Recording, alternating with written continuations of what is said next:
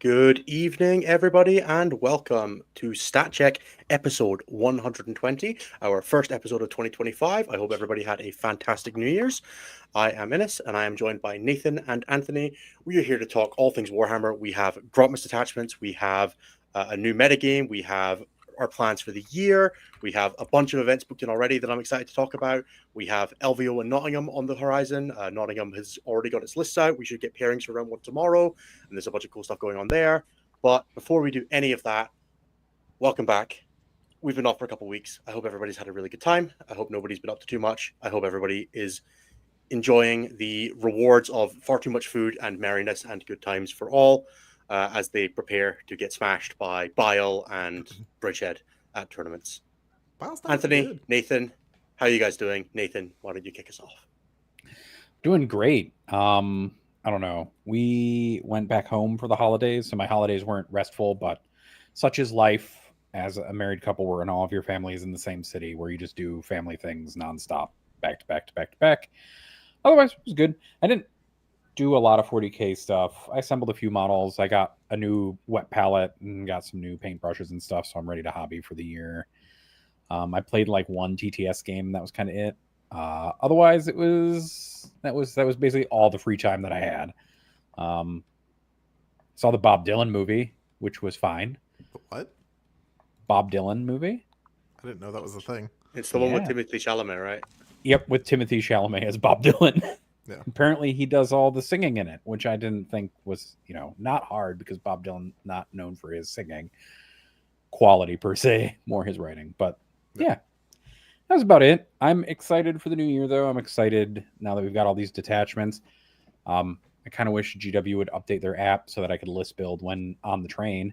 But, such is life. I mean, you still can just squint, New recruit, It's baby.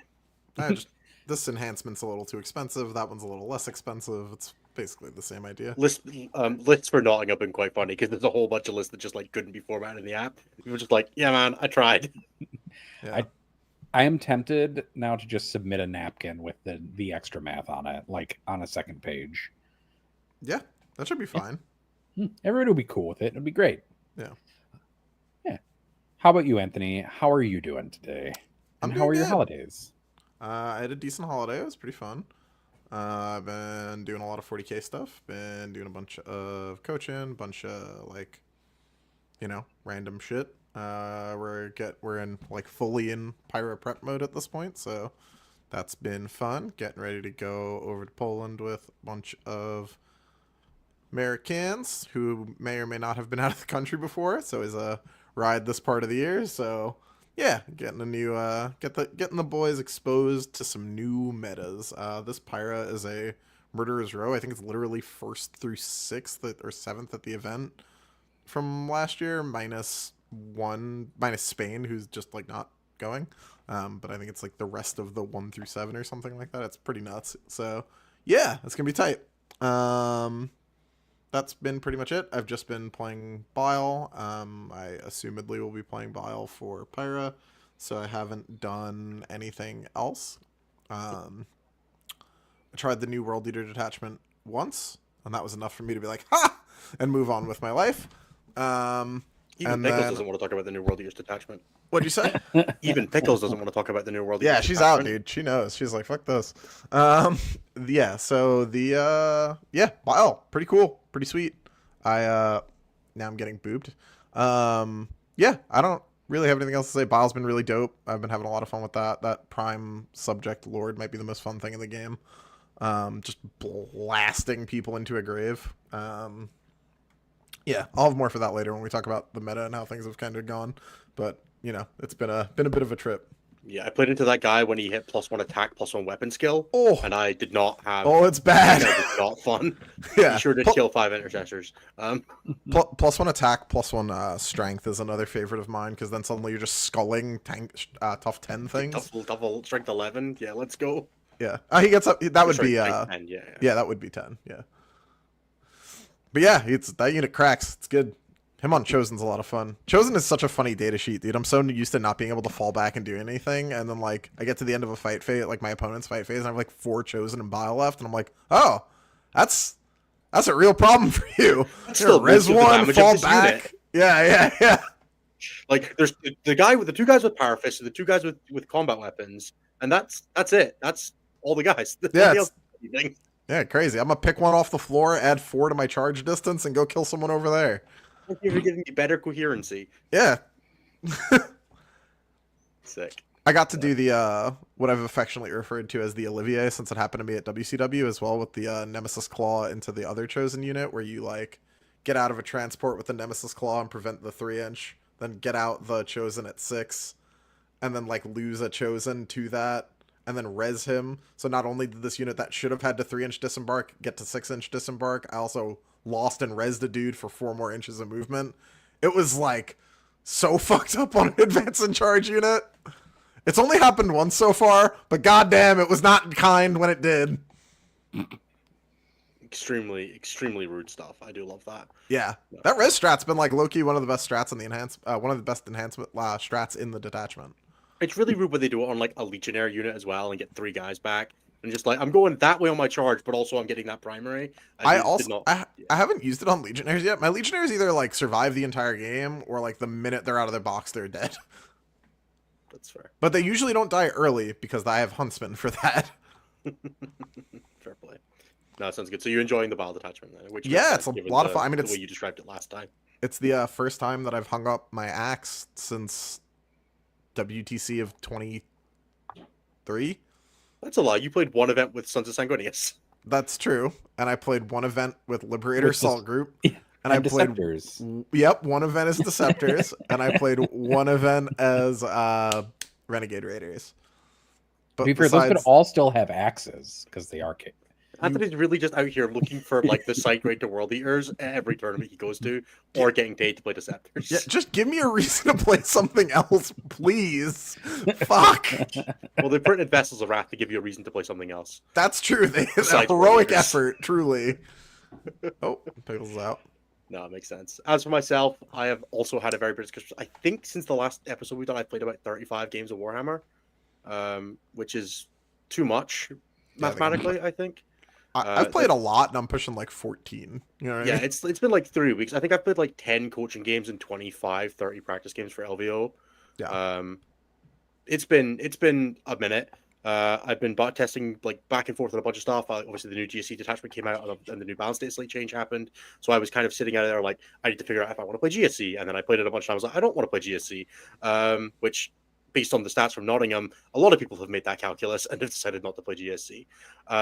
So I obviously want to test Final Day, and then I basically dove into Marines head first and was like, okay, +1 to wound on oath seems like it's the best thing you can do. Let me see what I can do with this. And I have landed on a Blood Angels Liberator Assault Group list with +1 to wound from oath by not running any Blood Angels units, just to make Anthony upset.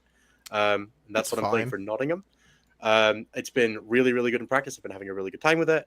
My opponents have not. I will shout out the game I played with the poor Sam, who heroic with a Talamon that also died when it heroicked in, as my assault Nurses unit killed the 2 dreadnoughts it was in combat with instead of just 1. That's sorry, rough. Sam. Yeah, the first one exploded. Oh man. Yeah, it was rough. No, it's been really, really cool. I'm playing Desolation Marines again because apparently I'm addicted to bringing that data sheet.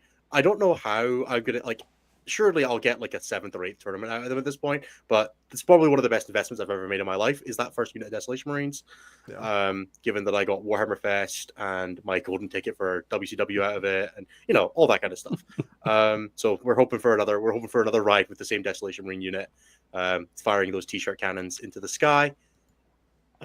What else? You need to give them veteran markers or something at some point.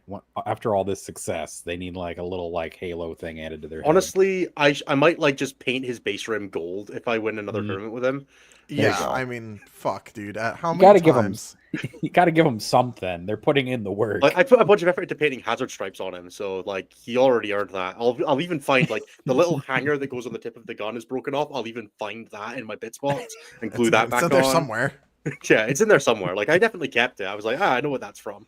Or I'll buy another box just to put that bit on him, and I'll spray paint it gold. There you go. You should let Nos repaint him. That's how you do it. Absolutely not. I'll let Nos put his fingerprint on his base. There you go. I'll get him to Yeah, I'll get the thumbprints of an ass on the base. Yeah, The maybe we'll seal do of that. approval. So yeah, playing Liberator for Nottingham. It remains to be seen if I take it to LVO. The event for Nottingham finishes on Sunday, Sunday the 12th, and then list submission is Monday the 13th. So I have one whole day of panicking. Approximately 3 hours to paint any models I need when I get home. So depending on how fast I get through the pile of stuff that's sitting to the side of me here, I will start painting the couple things from my backup list to make sure that I've got it available. But honestly, I'm pretty sure I can just borrow it if it really comes to it. So yeah, it's been really interesting. Been doing a bunch of testing with Nassim and Ed Watts and a few other people to just put myself in a good position, and I'm feeling confident. Like I went through all the lists for Nottingham. There was nothing I was looking at that was like I can't play that. There are tough games, of course there are. The new Bridgehead list is very scary. Bile is obviously very good. It's never fun playing against NDKs with full rerolls, but that shit just stings. It hurts. Yeah, there's no way around it. Getting shot by NDKs with full rerolls is my least fun thing. Yeah, it just my sucks. least favorite thing. Yeah, That's fair. Reasonable even. Losing I played a practice game for a scrim with Scotland, and I just overwatched 2 wardens to death, and I'm like, yeah, it's not even weird. Yeah. Just what are they going to use buddy. The fucking field no paint in their movement phase? What are we even doing? Right. It's like, do you want to use the field pen? He's like, no. I'm like, okay. And he doesn't kill the NDK. And I'm like, okay, you didn't use it in your fight phase either. Bonk. Take another 2 off. Oh, it's great. I love it. Yeah. So I'm going to use this small window of time to give a shout out to a new Team USA person. His name's Ruben. Ruben got on the team and did really well with Index Grey Knights, which should have been a sign that darkness was to come when Grey Knights got much scarier. But whoo boy, some people have been on the receiving end of some ass whoopings the last couple weeks. That shit was fucked up. I have a coaching client who's in Ruben's meta. And every so often, I just hear a game of him yeah, so Ruben just ran me over with First Company, 10 Terminators and Gulliman, stuff like that. And I'm like, that Ruben guy seems pretty good. He is real good at Warhammer. He's been transitioned more recently to playing some Marines, so he's been playing Gladius and stuff. As it turns out, being really good at combined arms, careful, meticulous Warhammer is a transferable skill that we can find to make work on lots of things. Who'd have guessed? Yeah, it turns out, dude. So the Lenin skill set's good at 40k? Dude, I mean, for other people that aren't me, yeah, it seems that way. I can't do that shit. I get to the 4th round of a Warhammer game and I'm like, what am I still doing here? It's past my bedtime. Get me out of this. Fucking why am I still playing? Yeah, it's been I'm always chasing that turn 2 concession. Just please let me go for a nap. Dude, I got the actual dream at that last GT I did, which is the opponent's movement phase concede. Yeah, that was the possessed ingress, right? The possessed ingress. You know what, man? I'm actually done. I forgot there was 10 more. Fuck this. I told you about my round 5 at Celtic Cup, right? Yeah. The opponent's watching me deep strike and just decides it's not worth it on turn 2 against Host of Ascension. Dude, I almost did that when I played Floof. He brought in the 5th unit that I had no idea he had, and I was like, I don't want to do this anymore. It's good times. I do enjoy it. Right. That's not a knock on Floof. He was very clear about what units he had left remaining. I just you can't keep track of all this shit. You didn't internalize that there were in fact 10 punches coming instead of just 5. Dude, it was I just kept killing stuff and then being like, whoop, there's more. Oh, there's more. I was just like, enough. Ah, leave me alone. It's too many slices. Yes. Too many rats. I'm sorry. It turns out if you punch the rats in the face hard enough, they do go away. But eventually. Not really. He finished that game with almost his whole army. I just won by 2 on just some fucking, jazz hands. Yeah. If you're playing against Host of Ascension, guys, pick Call the Horde. You won't regret it. You're not going to score anything else, so you might. I got Assassinate or Storm. I think it's Storm. No, I mean you're not going to score positional secondaries. You're not getting behind. Come on, dude. What are we doing? Yeah, that's not real. You're not getting area denial. Yeah, no, that's not. None of that is real. Call Storm on hidden supplies. Perfectly acceptable. Call Assassinate. Go for that. Yeah. Live your best life. I think he had 2 characters. I don't think Assassinate was happening, but it's 4 in that version. But yeah. Yeah, but it was not. I think I killed 1. So the fact that I didn't take Assassinate was probably okay. That's fair. Yeah, oh my God. I do love Storm. Now that Storm has the turn 1 rider, it's much easier. I played a wonderful game at the team event I did at the end of December, where I played against Green Tide, and I played Cull Storm, and I scored a 0-1 Storm, but that meant that he didn't score any primary. Okay. And I like that. I like that situation in teams a lot better. Yeah, that'll do. Yeah. Right. I think that'll do for our Christmas in review. We'll talk a bit about our upcoming years a little bit in a bit, but let's start off. Nathan, we have stats for 2025. The first events of the year are on the books. We have like 4 tournaments of data, right? It's not a ton. It's like 9, but 9. I remember the Bridgehead. Good. I remember Bridgehead having a 70% win rate. That's the one that bugged me. It's, but that's let's go for it. Nathan, it is 9. We have 9 events in the data set currently. It's 2,064 games, so it's not a ton of games still, but it is like a good sampling, and they're all post Grotmiss detachment stuff. So this is all Grotmiss stuff at this point. So we are fully in to the new meta that we've lovingly termed Pariah 1.04 on the spreadsheet.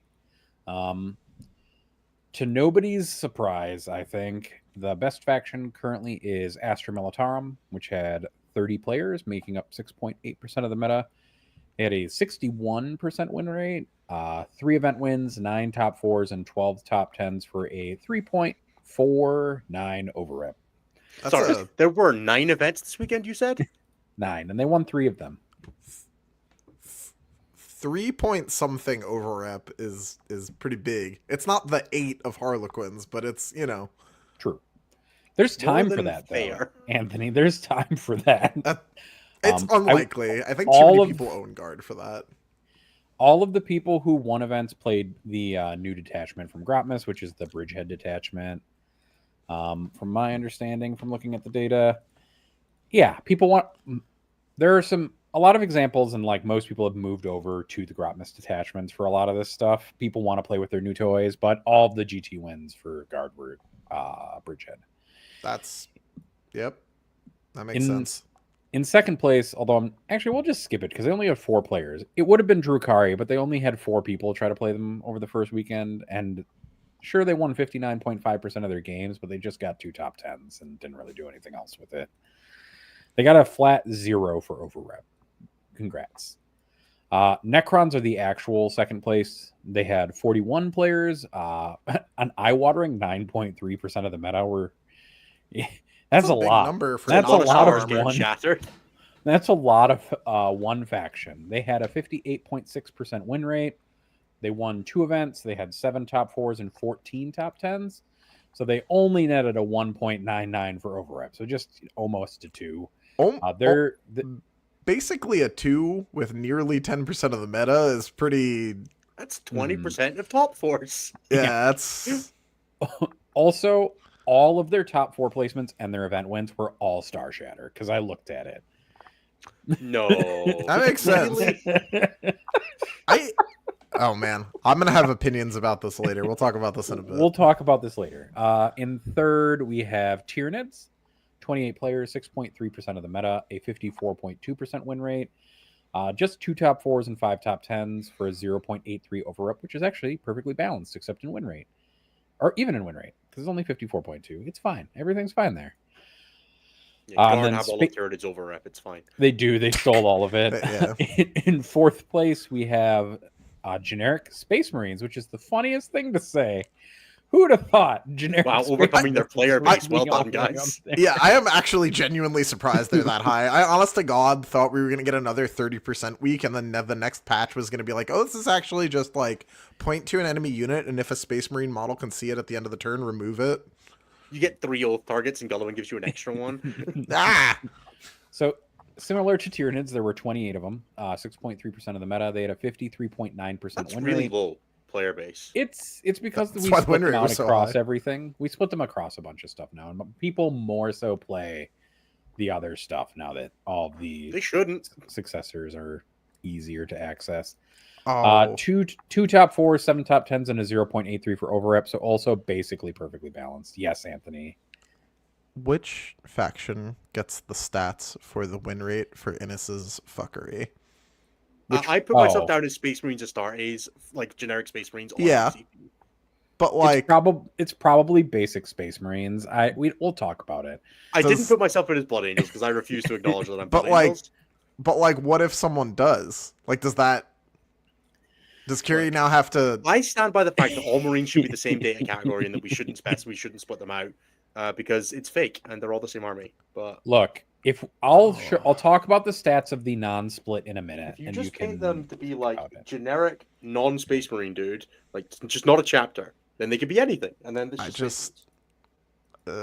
doesn't sound like that's going to be fun for the data boys. It's not. No, it's not. Also, I can't look at it right now. I'll look at it later. You're gonna have to add a separate category for Space Marines, Blood Angels +1 to wound. We're gonna have to add Space Marines, Blood Angels, but generic.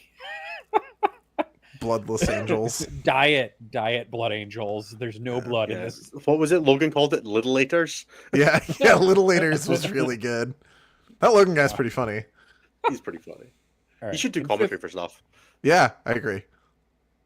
In 5th place, but 1st place in complaining, is the Adeptus Custodes with 30 players, 6.8% of the meta, 52.6% win rate.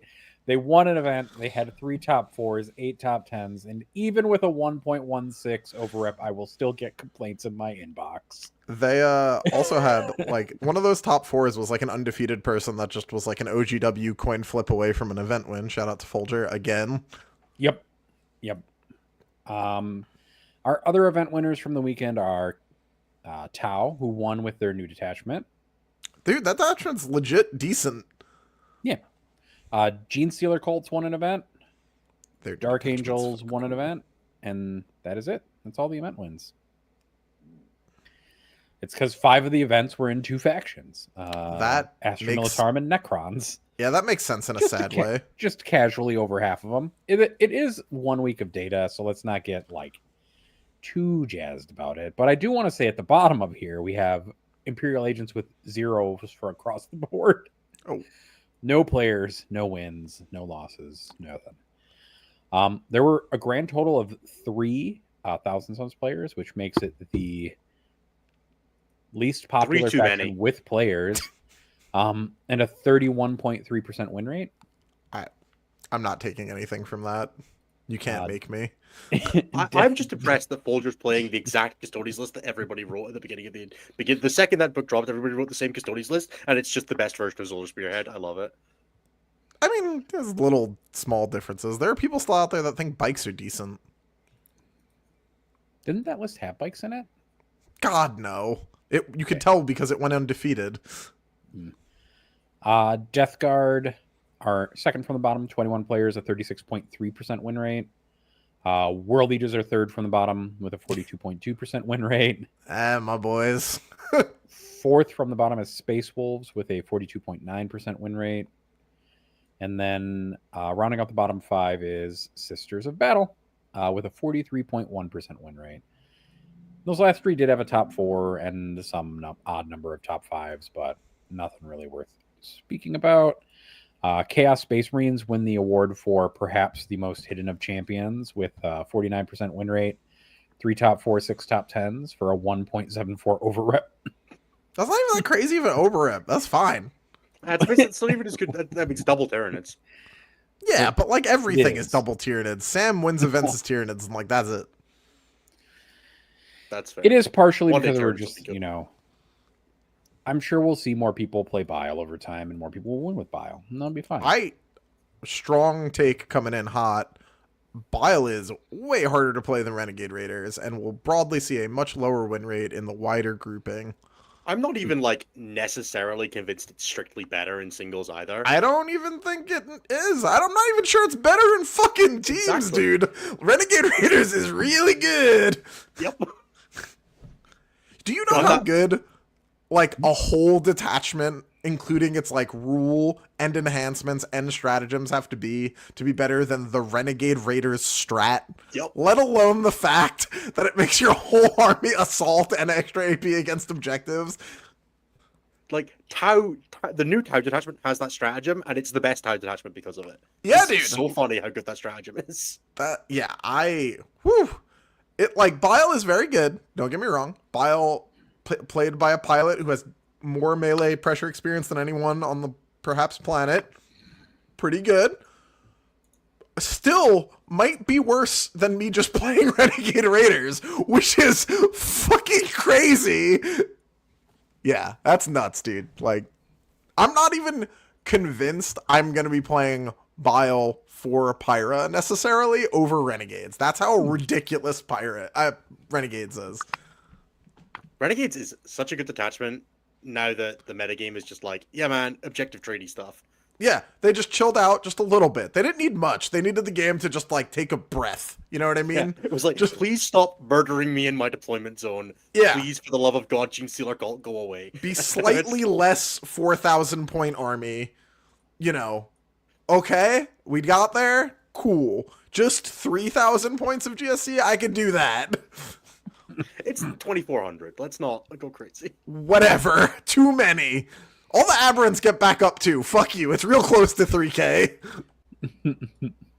That's not untrue. I mean, Bile gets back up as well. It still counts. Not the same way. He doesn't. Bile stands up mid-activation and finishes his beating like a man. Bile's just like, I wasn't done with you. Yeah. Bile gets back up in between Angron's axe and his sword hitting him. It's the fucking worst, dude. Yeah, he's just sat there looking at Fuegan like, God, I wish I was him. Yeah. I mean, for a lot of reasons. If I could take Fuegan, Fuegan in a chosen squad, yeah. Yeah. Oh my God. Fuegan in a chosen squad. Fuegan in a chosen squad somehow still less good than just Fuegan in Eldar, but whatever, that's fine. Fuegan's got more AP than the entire Renegade Raiders army. So. Oh, okay. You're not wrong. Why is that man AP4 in combat? I will never understand it. It's the only like AP. It's him and Angron are like the only AP4 weapons in the game. Avatar of Kane. Yeah. Oh, sure. My mistake. Yeah, Eldar. Yeah, they're Eldar. Like, come on. Are there not Knight melee weapons with AP? No! Knights don't have melee. Dude, they cap it 3. Even the fist? Funny. Gulliman. You have to go up to like Gulliman, Calgar, the Lion. Calgar's 3. Sorry, not Calgar. Gulliman, Lion. Yeah. Yeah. They have or AP4 on their four. smashes. I think Mortarion is 3. Magnus is 3. That's amazing. I love it. Yeah, it's rough. Like, Magnus is dev wounds. You'll never notice. Magnus isn't a combat Right. model anyway. I mean, But- it's AP infinity once it's dev wounds. Like, the context of it doesn't even matter anymore. Yeah, for anybody Alright. who doesn't know, as well, while we're witching about it, Bile's stand back up rule is just like when this mortal dies on a 2-up, he's set back up. It doesn't like there's no sequencing to it. He just keeps going. So if Yeah. you just like assign like 50 damage to him and he's on saves, he just like he dies, stands back up, and you just keep going. Yeah, You can score no prisoners off him twice in the same phase. What it's really good for, earnestly, is stopping precision. It is almost never worth it to precision Bile out of a unit instead of just like putting the damage into the chosen. By the time you go through Bile's like 5 wound, 5 up, feel no pain ass twice, you probably could have just like killed 6 chosen and moved on with your day. Yeah.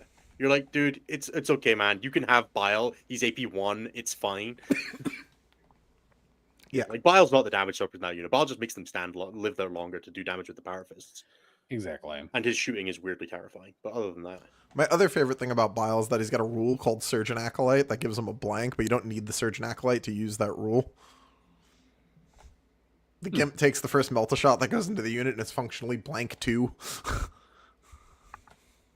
Terrible. Yeah, it's really cool. I love Bile. He's super cool. I mean, it's sick that whole thing is good. It's really hard for like buff characters to be good right now. I mean, it's probably good that they aren't also just amazing at everything, but yeah. He doesn't get Balances to and he makes Vindicator assassins terrible as well, obviously, which is powerful. Huge, that is dude. funny. You just blank the Vindicator, man. What are they gonna do? Oh no. Imperial agents hard countered. The Vindicator is Damn. 160 points for a reason, I'm sure. All right, Nathan. Is there anything else interesting to come out of the stats that we should chat about? No, I just want to talk about Fulgrim. Well, let's transition then into we're gonna do a couple things for this year. First one is we're gonna talk about our plans for the year because it's the start of a new year, coming up to the end of the ITC season, start of a new one. What are our goals for Warhammer? What are we looking at doing? What's exciting us on the horizon? Nathan, kick us off. Talk about Fulgrim. because then it denies Anthony the ability to talk about Fulgrim, and denying him I'm the actually- pleasure gives him the pain, and that's Slaneshi. So I'm actually going to heel turn and talk about Eldar instead. Oh, he got him! Look, the title of this is New Year, New Aspect Shrine. So obviously, it's all about painting just a fuck ton of new. the entire reason I'm trying to win the warriors. ITC this year is to get all the new Eldar models when they come out and save me buying all the Phoenix Lords. Oh, damn. I love it. I mean, I'm very, very excited for the range refresh for Eldar. And I'm just like waiting for them to actually give me a pre-order that matters and not this silly Krieg one. Like, I don't know.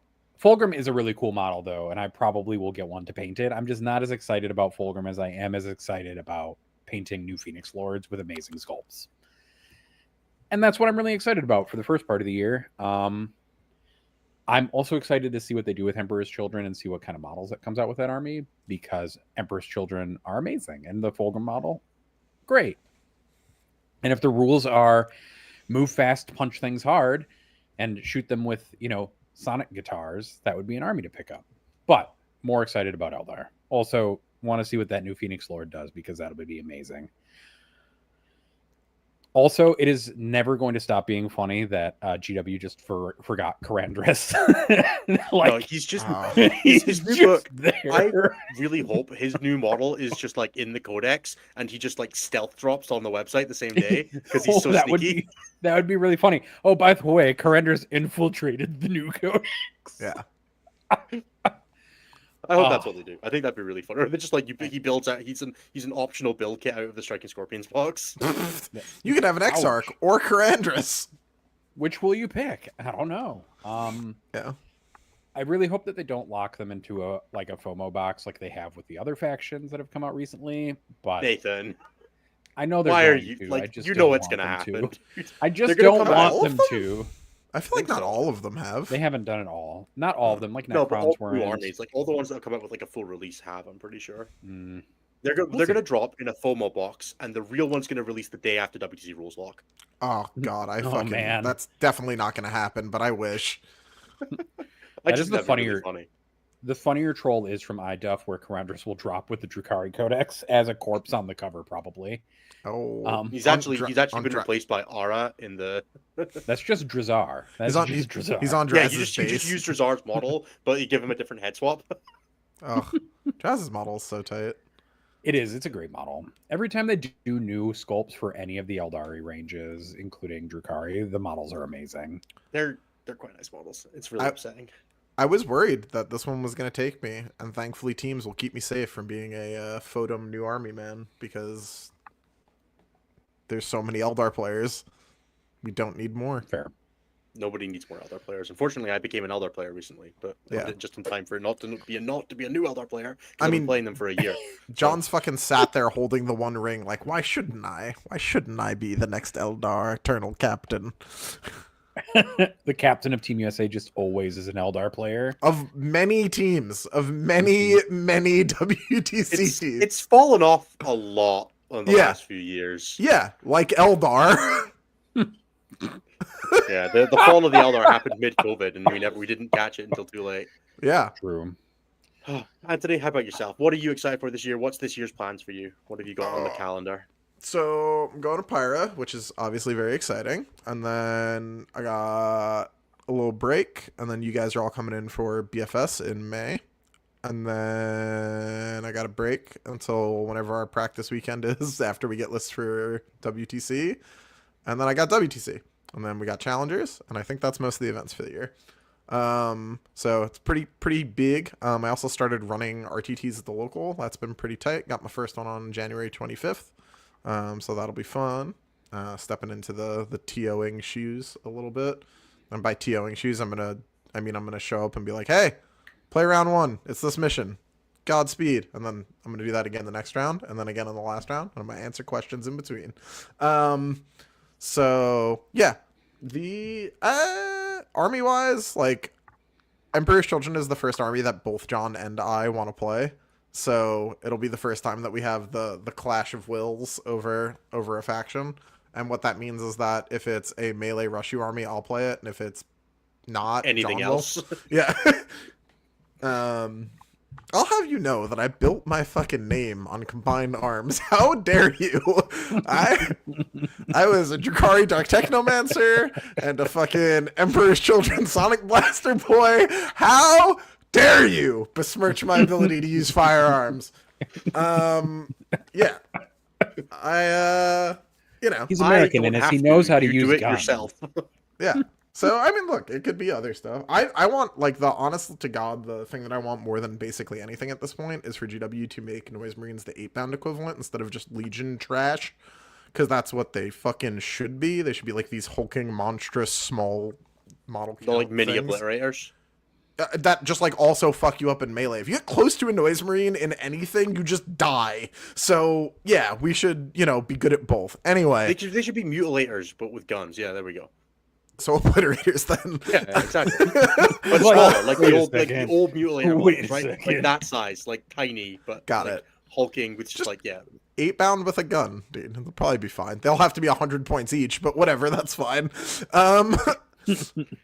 Yeah. So between that, the apparently endless stream of decent CSM builds that exist, maybe if World Eaters hopefully at some point get a codex, please, God. Yeah. Gotta get your Jugger Calf, bro. That's not what I'm hoping for. But I know it's not, but it's gonna happen. It's gonna be. They're gonna go the other way. For one time, besides Emperor's Children getting a Fulgrim release, which is frankly something that I've wanted. For one time, I'm gonna get the thing that I want. They're gonna just print a character, just no buffs, 9th edition Exalted Sergeant profile, and that's it. He's gonna go in 8-bound units and just fuck nerds up. That's gonna be the dream. So you won't even attach him. You just run him solo. I would attach him, but I want my ablative wounds in us. You gotta get your, someone's got to eat those bullets so that the man can connect twice. All right, that makes sense. Just give me the ability to run World Eaters without anger on again. Fuck, I missed that. It's like half the fun of Bile is that I don't have to be like, okay, hopefully he comes back this game. Every game, it's the worst. How do you feel about the Lucius silhouette? I feel feelings about that silhouette for sure. The obviously Lucius silhouette, dude. That could be something else. Dude, that's actually a new Ultramarines character. I would fucking scream. Primaris. I would be a new Primaris lieutenant with an electro whip. I would be so mad. I would be almost as mad as that time that we were all on a call and they revealed Fulgrim and then it was for 30k. Do you remember that? I was so mad. I remember you being like so excited, like I'm gonna call my commission painter. Dude, I was like, logo. Yeah, and then the Heresy logo came up and I like threw my phone through a wall. Woo! I was upset. Yeah. It's got like the blade, the layer blade or whatever that Fulgrim fell with in it. So tight. Please. I beg of thee, Lucius, not strength 5 or damage 2. Either one going up, please. 5-2-2, baby. Why? Why is he 5-1-2? Because it's a whip. So it only gets one. No, the whip is what gives him stop. That's not a weapon. Don't make him use that. It's the sword. Oh God. It's actually gonna be like the strike profile from old the Lion, where it's damage 1 on the sweep and like damage whatever on the strike. Yeah. The whip gives you 12 attacks at 6-1-1. The sword is 2 extra attacks at 6-3-2. I would not like that. I would be very upset if that's what happens. They'll do something really nice and give him Fuegan's melee profile. It's the 30k Lucius. It's the 30k Lucius model. Oh God, we already have that. Stop it. Enough. We already have one of those. Cut it out. Send it. No, it's the new one because they've been redoing some of. They just redid his. That's what I'm saying. We're safe. Okay. It's not the 30k model. Leave him alone. Oh, maybe that's the Karandras model, and they gave him a new weapon.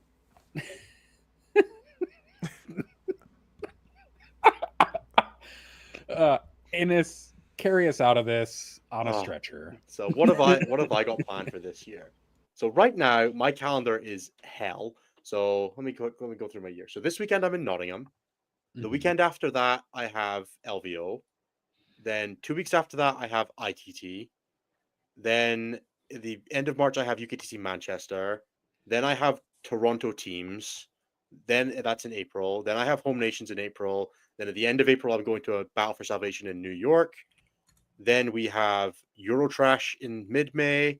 Then I have Pyra, then WTC, and then Challengers Cup. And at some point in there, I'm going to Germany as well for a team event and a singles event. And that's just till September. So yeah, it's a pretty busy year. I've kind of decided that this year I'm not going to bother doing like the singlesy stuff as much. Like I went pretty hard for it this year, did a bit of a push for it. Obviously, trying to win the season this year is a big goal. But next year, my kind of goal is to do cool events in places I've not been to before as much as I can, and kind of move away from doing as much of the single stuff. Because I'm kind of like feeling like taking a year off from that. Let Scary have it. Scary's doing a big push this year, so I'll support him on the way. I'm going to go to Manchester because he's going. We're doing a team event together in Toronto. All that cool stuff. So, kind of pushing for that. Let him have it. He deserves it. Drakari sucks so much that he needs the help. So I'll step back. Godspeed. So yeah, that's kind of the goal. I'm looking to do a few other tournaments in a few other places. Goal is to get up to Norway and or Sweden this year for at least one tournament. Potentially looking at going to a few others. So if anybody knows any cool tournaments in the latter half of the year in places that I've not been to before or that I've not mentioned on the show before, do drop me a message. I'm definitely up for hearing about ones, especially sort of like October, November time, because I don't have a ton on the schedule. So just let me know. Yeah, that's kind of where I'm at right now. I also got my tattoo. I should probably show that off on the stream, right? Yeah. Because I've not done that yet. So I got my lost my bet to Anthony for obviously a massively incredible potent bet of winning Champs Cup. So I got my Gene Star Cup tattoo. So there we go. Bet fulfilled. Thank you, Anthony, for ruining my ability to get into Muslim heaven. So now I can't convert. Man, you screwed me over. Well, Nas can't take that from you. He cannot. Come to the Midwest. I'm pretty sure I'm going to Utah already. Does that count as the Midwest? That's not the Midwest. Yes. That's the mountain states. Oh, mid, yes, sorry. It's mid and it's in the West, right? So the Midwest is anything that doesn't touch either of the oceans. But you get a specific exception if you touch the Rockies.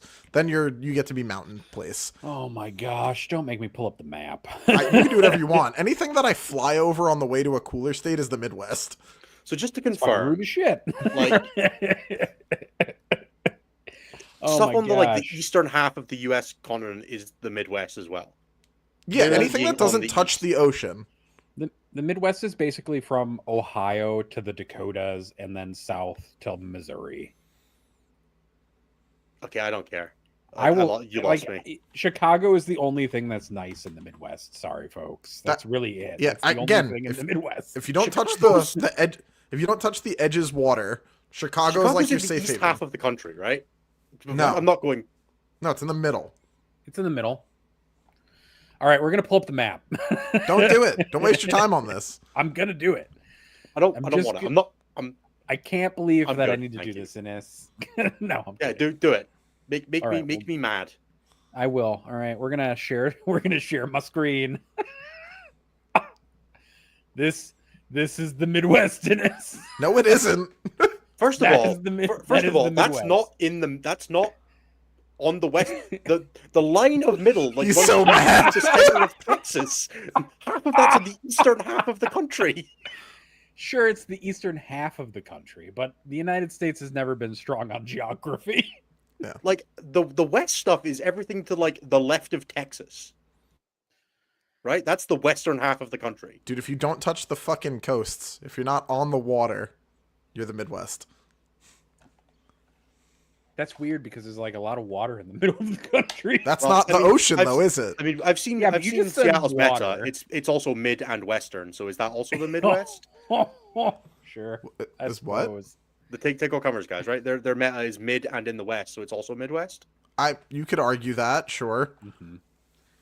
I wouldn't, but yeah, that's fair. It's fine. It's really just Chicago in the Midwest. Minnesota's fine, but Chicago's kind of it. All right. Shall we talk about the Nottingham meta again? A little bit. Sure. Ines, tell us all about the Nottingham meta. Yeah, so you get to see Nottingham, first big tournament of the year. It's a 393-player Super Major, which is wild because it's in the ass end of nowhere in a sports hall. But that's fine. I have the stats for the army breakdown, and I definitely should have saved this in advance. Open in browser. There we go. Present. Getting there. I believe you. I believe in you, Ennis. I do. So this is the meta game for UKTC Nottingham. So we have got 29 Space Marine players Astartes, then we've got 27 Necron players, 24 Tyranids, 22 Dark Angels, which was wild. That's so many Dark Angels players for no reason. The army's awful. 22 Custodes. Awful? 19... Hold on. We're going with awful for Dark... Awful for an army that gets to run Samael and Outriders? Awful is the words we're using right now? Of course I don't know about that. Look, it is. Of course it is. Anything that's not exactly what I'm playing is awful now. That's how this works for Space Marines. Lord. We have 22 Custodes, 19 Chaos Space Marines, 19 Astra Militarum, 18 Orcs, Death Guard, and Eldari, 17 Blood Angels, 15 Grey Knights and Chaos Demons, 12 Votan Chaos Knights, 11 World Eaters Tau and Imperial Knights, 10,000 Suns, 10 Genestealer Cult, 9 Adeptus Mechanicus, 7 Adeptus Sororitas, which is a insane drop-off. Joined for Sisters and a Genestealer Cult. We have 6 Drakari, 6 Black Templars, 5 Space Wolves, 2 Imperial Agents, 2 Deathwatch, 1 Slaanesh, 1 Forces of the Hive Mind, and 10 no faction listed, of which I believe it was 3 Eldari, 3 Death Guard, 1 Admech, and 3 that I can't remember. Is that 10 yellow cards? Do you get yellow carded? You lose your battle ready points in round 1 if you don't list your faction. Oh, shit. That's Dave Gaylord lost round 1 of an event because of that once. So yeah, list your faction if you're going to a UKTC event. So any big standouts to you guys there? I think I'd need to see the breakdown of Space Marines, but I'm not surprised by anything I see here. Necrons being 27 makes sense. Tyranids have been an incredibly popular faction. Custodes bouncing back to be an incredibly popular faction is kind of neat to see. We haven't seen them bounce back to like the top 5 most popular factions in a while. Yeah, they're up there. I mean, Custodes are. I think Folger gave everyone a direction of like, hey, you guys are just bad at this. Go play the good army. Which, we had been shouting for months and months and months, so it's nice to see some validation. And then they put a Solar Spearhead, which is easy to 3D print. Yeah, I mean, and it's not like you're going to get a good quality cast if you buy it direct anyway, so... That's true. And every Space Marine player had 3 Volcons lying around anyway, so they weren't hard to rip arms off of. Yeah, that's an arm swap away and a little bit of a NOS up to make them gold. You're a rounding error. Like, I'm honestly just... Like, I could just use mine. Like, I would just not even stick the different guns on them. Just like 2 Volkites, that's a multi-melt, all right? Sure. Yeah. 2 Volkites is a multi-melta. Yeah. It's fine. Yeah. It is still so funny. Like, I know the UK goddamn loves its Necrons, but Necrons, the second most popular faction every time, is always so hilarious to me. Yeah, that's a crazy trend to me. Jokes aside about Dark Angels not being awful, that is a fucking lot of them still. Yeah. Yeah, Dark Angels is very, very popular. Necron's very popular. CSM always kind of floundered out in the UK. There's never a ton of CSM players. It's very funny to me. Every time like Sako or Liam comes over, just like stomps our meta with CSM and leaves, and no one takes any lessons from that ever. That's funny because like there's way more CSM by you guys than there is by us. Yeah, that's fair. I would usually expect to see CSM be like the second or third most popular faction if it was going by like its ease rate and power rate. Your choice of Forces of the Hive Mind. I assumed you were playing Final Day, Armando, which I would have accepted being in Forces of the Hive Mind. I wouldn't even consider that weird, but it's fine, man. Don't worry about it. It's just whatever your faction was listed as on BCB. There's one guy who puts Slaanesh in because he wants the ITC points for Slaanesh specifically, because that's still a category you can play for. Yeah, I think it's interesting to see kind of the split out, like Votan still kicking along at like reasonable mid popularity. There's a lot of Eldar. Vic VJ's playing a Wraith Knight, which is quite funny. I'm looking forward to seeing that. Like, I know the Wraith Knight's been showing up a bunch over here, the Irish list. But seeing somebody as high profile as Vic playing it is super cool. What else is there that's kind of vaguely cool? 2 Deathwatch, shout out to those guys. Heroes of the Imperium that they are. LVO ruled that everything gets mission tactics, which is kind of cool. That's just not what it says. That's not what it says at all. I agree, but that's what LVO ruled. You could technically run Eldar. You could technically, rules as written at LVO, run Deathwatch with no Deathwatch units and get mission tactics and +1 to wound. Stop that. My favorite LVO ruling that I've seen so far is that they just like threw their hands in the air and were like, land raider redeemers are less than 4 inches. Do whatever you want. You seen that one yet? That they were just like, yeah, fuck it. Sponsons don't exist. Yeah. Yeah. Which is like insane on so many of those terrain formats to just be like, it's roughly half the size. Let's go. James, I know that you almost... James is saying he hopes not to pair to me at the event. He wants to play 5 names he doesn't recognize for once. James, you once went through Vic and Dave Gaylord at the same tournament, man. Surely that was gotta be worse than playing against me. James, please, dude. Chill on the pairings. Gods. James is a hero. James is like the Firestorm king of the UK. I love him. And he had to play... I'm pretty sure he won both those games. Hero. Or at least one of them. He Nice. definitely beat David. I don't remember if he beat Vic. Yeah, so yeah, I'm looking forward to seeing what comes out of this. 400 players is so many players, and also the results. The results come out on Sunday night, like 24 hours before LVO list submission. So I'm sure that there's going to be some wildly reactionary stuff based on whatever happens. What are some interesting lists showing up? Nassim and David Gaylord are both playing Bridgehead with very different builds. David's on 130 infantry, Nassim's on tank commanders and Tauroxes. Vic is playing the Avatar Wraith Knight Eldar list with double Fire Prism, not double Fire Prism, double Warwalker. I'm playing Blood Angels Liberator. I'll probably talk about my list a little bit in a couple minutes. Blood Angels, yes. Blood Angels, yeah, I'm playing Blood Angels. I'm playing Liberator Strike Force, and I'm not playing Blood Angels. I'm playing Liberator Strike Force. Let's go with that. Or Liberator Assault Group. Sure. Josh Roberts is playing a ham sandwich. Sorry, he's playing Gladius Ultramarines with Guilliman, Calgar, 3 Vindicators, and 3 Ballistic Dreadnoughts. What a fucking hero, dude. I love Josh. Look, I have a massive amount of respect for Josh saying, do you know what I'm going to do? I'm just going to play the data sheets that I think are best in the detachment I think is best, and I'm going to play it better than you. And he's right, very, very significant amount of the time. I'm sure I'll play Josh in round 4, get my choice of the turn roll, and win the game, as I've done the last 3 times we played in singles. It's been round 4 every time as well. It's very funny to me.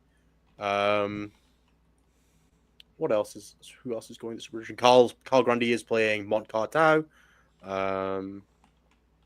Andy Quas-Cohen is playing Star Shatter with Triple Dooms, the Ark, and the Silent King.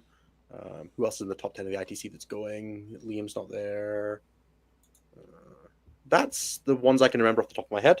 So yeah, I think it's going to be a really interesting metagame. A lot of Necrons, a lot of Space Marines. There's a decent amount of Whirlwinds floating around, which is always stressful. But I don't know if that's strictly correct to do. But I don't like playing against Whirlwinds. They're always unpleasant. Oh yeah. Okay, I'm going to quickly grab up my list, and we'll have a quick chat about that. Make Awesome. Anthony... I want to say make Anthony sad, but I think Anthony's playing it up for the bit. Mostly. I don't think, look, let's get this out of the way. I don't think this is bad for what it's worth. I just think it's too clever. I think you jump through a lot of hoops that you don't really need to jump through. You can just do something else instead that's a little bit more straightforward and easier to play. For a person who's really good at the game and perhaps a bit bored and wanting to stun on nerds and maybe mislead a few people before LVO, I think this is perfectly fine. Do I think it's the best way to do things? Perhaps not, but you know, it's not the end of the world. I don't think you're going to lose a lot more games than you would if you didn't play this. I just think you might lose some. That's all. I can respect that. All right, so yeah, my list name is the question that says, if I don't play any Blood Angels units, do I get the +1 to wound? Which I think is the only way I'm going to do it. If I play this list for LVO, I'm going to change the list name to the LVO version of the same question answer. That's good. Just to make sure that there is no possible questions. So yeah, I'm playing Liberator Assault Group. I have 2 captains, one of which has Rage Field Warrior. There is one change I will make to this list if I take it to LVO so far that I've discovered, which is that this guy is going to swap his power pistol for a Neo Volkite pistol because he goes in the Sternguard squad and it has dev wounds, so I'll get full wound rolls on that as well. So if you're going to netlist my list for LVO, which I'm not saying I recommend, wait for the Nottingham results. Do make that change. I'll give you that one for free. I've got a Librarian in full boss armor because it's really funny right now to have 12-inch low knob deep strike. For prevention on the intercessor units. It also there's a unit in here of incursors later. It's quite good to put in that in some matchups if you don't need the deep strike denial, because the incursors can do the point click +1 to hit for shooting, where you can have that when it doesn't get shot back, because you can give out the +1 to hit and keep your vindicators taking along with maximum damage output without getting shot back, which is also pretty handy if you don't need the deep strike prevention because your opponent's just not really doing that. Then we have one assault intercessor squad to take one of the captains for wound rolls against units and objectives, never upsetting. 2 intercessor squads. The double shots ability on these guys is quite good. They have sticky objective, which is really good in a meta game with a bunch of battle shock armies that can be floating around, and they just generally punch pretty well above their weight, and they have good OC, and they can load into transports and run about in the late game if they need to. I've enjoyed them deeply. We have two impulsors to transport our captains. We have 3 squads of assault initiative jump packs, which, as far as I'm concerned, are the reason to play Liberator. Like the Rangefield Warrior Captain is good, but these guys, Oath of Moment with +1 to wound and full rerolls, and then also +2 strength, +1 attack, means these units punch up into basically everything. Like you have to be like punching like some really specific like really specific defensive profiles to not like to enjoy getting charged by jump back into assault initiatives in Blood Angels. We have a Desolation squad, which I'll come back to. We have an Incursor squad, which I mentioned already. 2 Infiltrator squads, again, Bridgehead, Slaanesh, Grey Knights, lots of Deep Strike armies, Gene Circle. I don't imagine everybody's dropped off the face of the earth playing them. I don't want to play against those armies and have a bad time. So as much as I hate Infiltrators, it's noted. Part of the reason I'm playing Liberator is to make myself feel less bad about playing Infiltrators, because they actually do something in this detachment where they do nothing in a lot of other detachments. They can at least punch their way out of a wet paper bag. We have a Reaver squad. One of the issues the detachment has is dealing with like interrupts and things like that. So if you can just, always have the chance of making your opponent take a battle shock. It makes it harder for your opponent to justify putting multiple units in front of you when you could battle shock them. It's against the leadership unit, it's 56% chance they fail the battle shock test. If your opponent willing to put the game on a coin flip, you can put them in a worse situation, then that can be good fun. And at the same time, they're just a deep strike unit that also has scouts, so they can fill a lot of holes in early gameplay. We have 1 scout squad.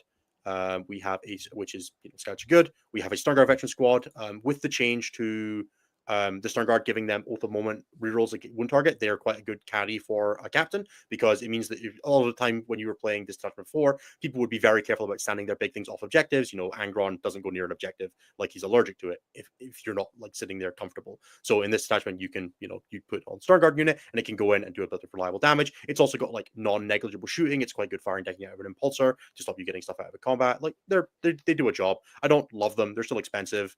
But they solve a specific problem for this detachment. I think there are a few detachments that are also quite good, like Librarius. I don't think they're amazing in things like Gladius, unfortunately, but they're fine. And then closing it out with 2 Vindicators, because sometimes you've got to kill something in the open and you don't want to use your face to do it. The last thing in the army, as I mentioned, was a Desolation Marine squad. I posted something up in the Art War Discord a while back of why I'm running Desolation Marines. And the broad answer is that there's a bunch of stuff that it's really nice to be able to not have to start a fight with in the game at the moment. It helps soften up like the oath target for like a big unit to win. So if you've got something like 10 Chosen or Possessed or things like that, where you want to be able to go into them and then not give them a good interrupt, you can kill like a couple of them in shooting, and then you can kill a couple of them with Desolation Marines, and then you can charge them and pretty reliably put them down to the point where they're either dead or don't want to interrupt. Whereas without the Desolation Marines, it can be a little tougher. You might have to burn a Vindicator activation on it, where you don't want to use that somewhere else. Like it opens up some dimension. They also screen your backfield a lot better now that the 6-inch deep strike change has come in. You don't need to be able to like sit like right at the board edge to screen 3-inch deep strikes now, so they can screen your backfield much more conventionally now without being as upset about it. People are playing mortars and guardless, and I wanted them dead. I refuse to respect mortars, and Wenger launchers win that fight. What else is there? The direct fire is quite funny if you can get on a board with plunging fire. There are a couple of WTC boards in play at LVO, and the UKTC rune gives you plunging fire. And they do appreciate the +1 to wound from Oath quite a lot, which is, it gives you something to do with your early Oath and stuff like that, so I've quite liked them. There's also quite a funny thing you can do where if your opponent's got indirect counter, stick them in one of the impulsors. It's quite funny. They'll never expect it. Don't do that. It's not actually good, but it is funny that you can straighten it on your opponent. If you like stick your home objective with the Desolate, you can run the Desolate Marines and like embark them into an impulsor in a middle turn and then get them forward to like go and flip an objective or like use their direct fire missiles. They're expensive. They're definitely the experimental part of this list if they don't perform as well as they are. And I continue to play Liberator for LVO. They'll be the thing that goes. I know what I'm replacing them with. I'm not telling anyone what I'm replacing them with, because that's, if you want a net list from me, you're going to, pay me money. Gotta have some secrets in life. Exactly. And they might as well be secrets for LVO. I've really been enjoying it. It's play tested really, really well. I've been having a good time with it. I do have a YOLO White Scars fallback list that's more out there than this is. God damn it is. Just to make sure that Anthony really has a bad time. But that one is even more unknown. I think that's all I've got. I'm looking forward to playing it. It feels like fun. It's 17 units of Space Marines plus 3 characters. And I like playing the MSU tradey bullshit style that Anthony so despises in Renegade Raiders. And that's why he's playing Bile. How does it play into guard, I guess, is the question.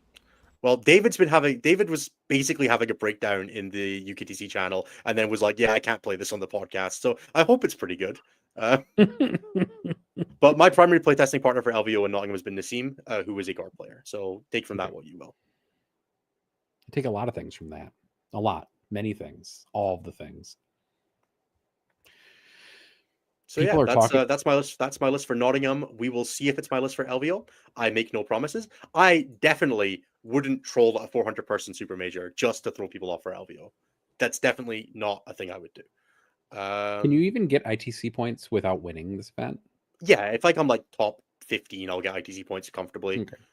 If I like win, I will put myself in a position where I would have to like not go 5-1, and Nott would have to go like top 8 to jump me. I don't know if Josh is doing LVO, and Kyle is in the same position as Nott is. Gotcha. And then like there's for what it's worth, there was also a chance that like there are some people who are, who can jump up with 2 tournaments if people are doing Nottingham and LVO. So I don't like, the race is 100% not over. There are also probably some people in the US that are sitting on 6 of the tournaments that I'm not looking at. TJ and a few other people like that could definitely catch up. So, no resting on our laurels. I do think this is a list I can win Nottingham with. Like, don't get me wrong, I wouldn't troll that hard. But if it's something I'm considering for UK for LVO is up in the air. Let's put it that way. The UKTC training format is very different, and also the gameplay format for Nottingham is different. In UKTC, if you want to make top 4, you're going to have to score probably 480 points to reliably make top 4, because there are going to be 12 or 13 undefeated players after 5 rounds, and only the top 4 will make the top cut, which is done by battle points. So I may be playing a list that's better at scoring 100s in order to try to maximize that potential, and then playing something a little more nuanced for LVO, or I might be lying through my teeth again, because frankly, it's fun, and I enjoy this part of the hobby. The subterfuge before WTC is one of my favorite times of the year, as much as I know Anthony doesn't love it.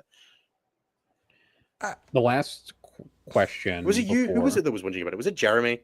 What? I don't like it. Oh, you don't love it. It's actually just WTC. me. I love the WTC quiet time. It's my favorite bit of the year. The challenging part for me is just nobody wants to talk about 40K, so it makes me a little sad inside. I mean, that's all. That's what it is. I don't like not being able to talk to anybody about 40K. I mean, you can talk to us in private. Yeah, this is true. I'll just slide into everybody's DMs this year instead, which is actually what I did to Innes. I think. Sorry, I'm not captaining this year. I don't have to care. So, excellent. I don't think that's how playing works. If any of my players are watching this, don't feel that way, please.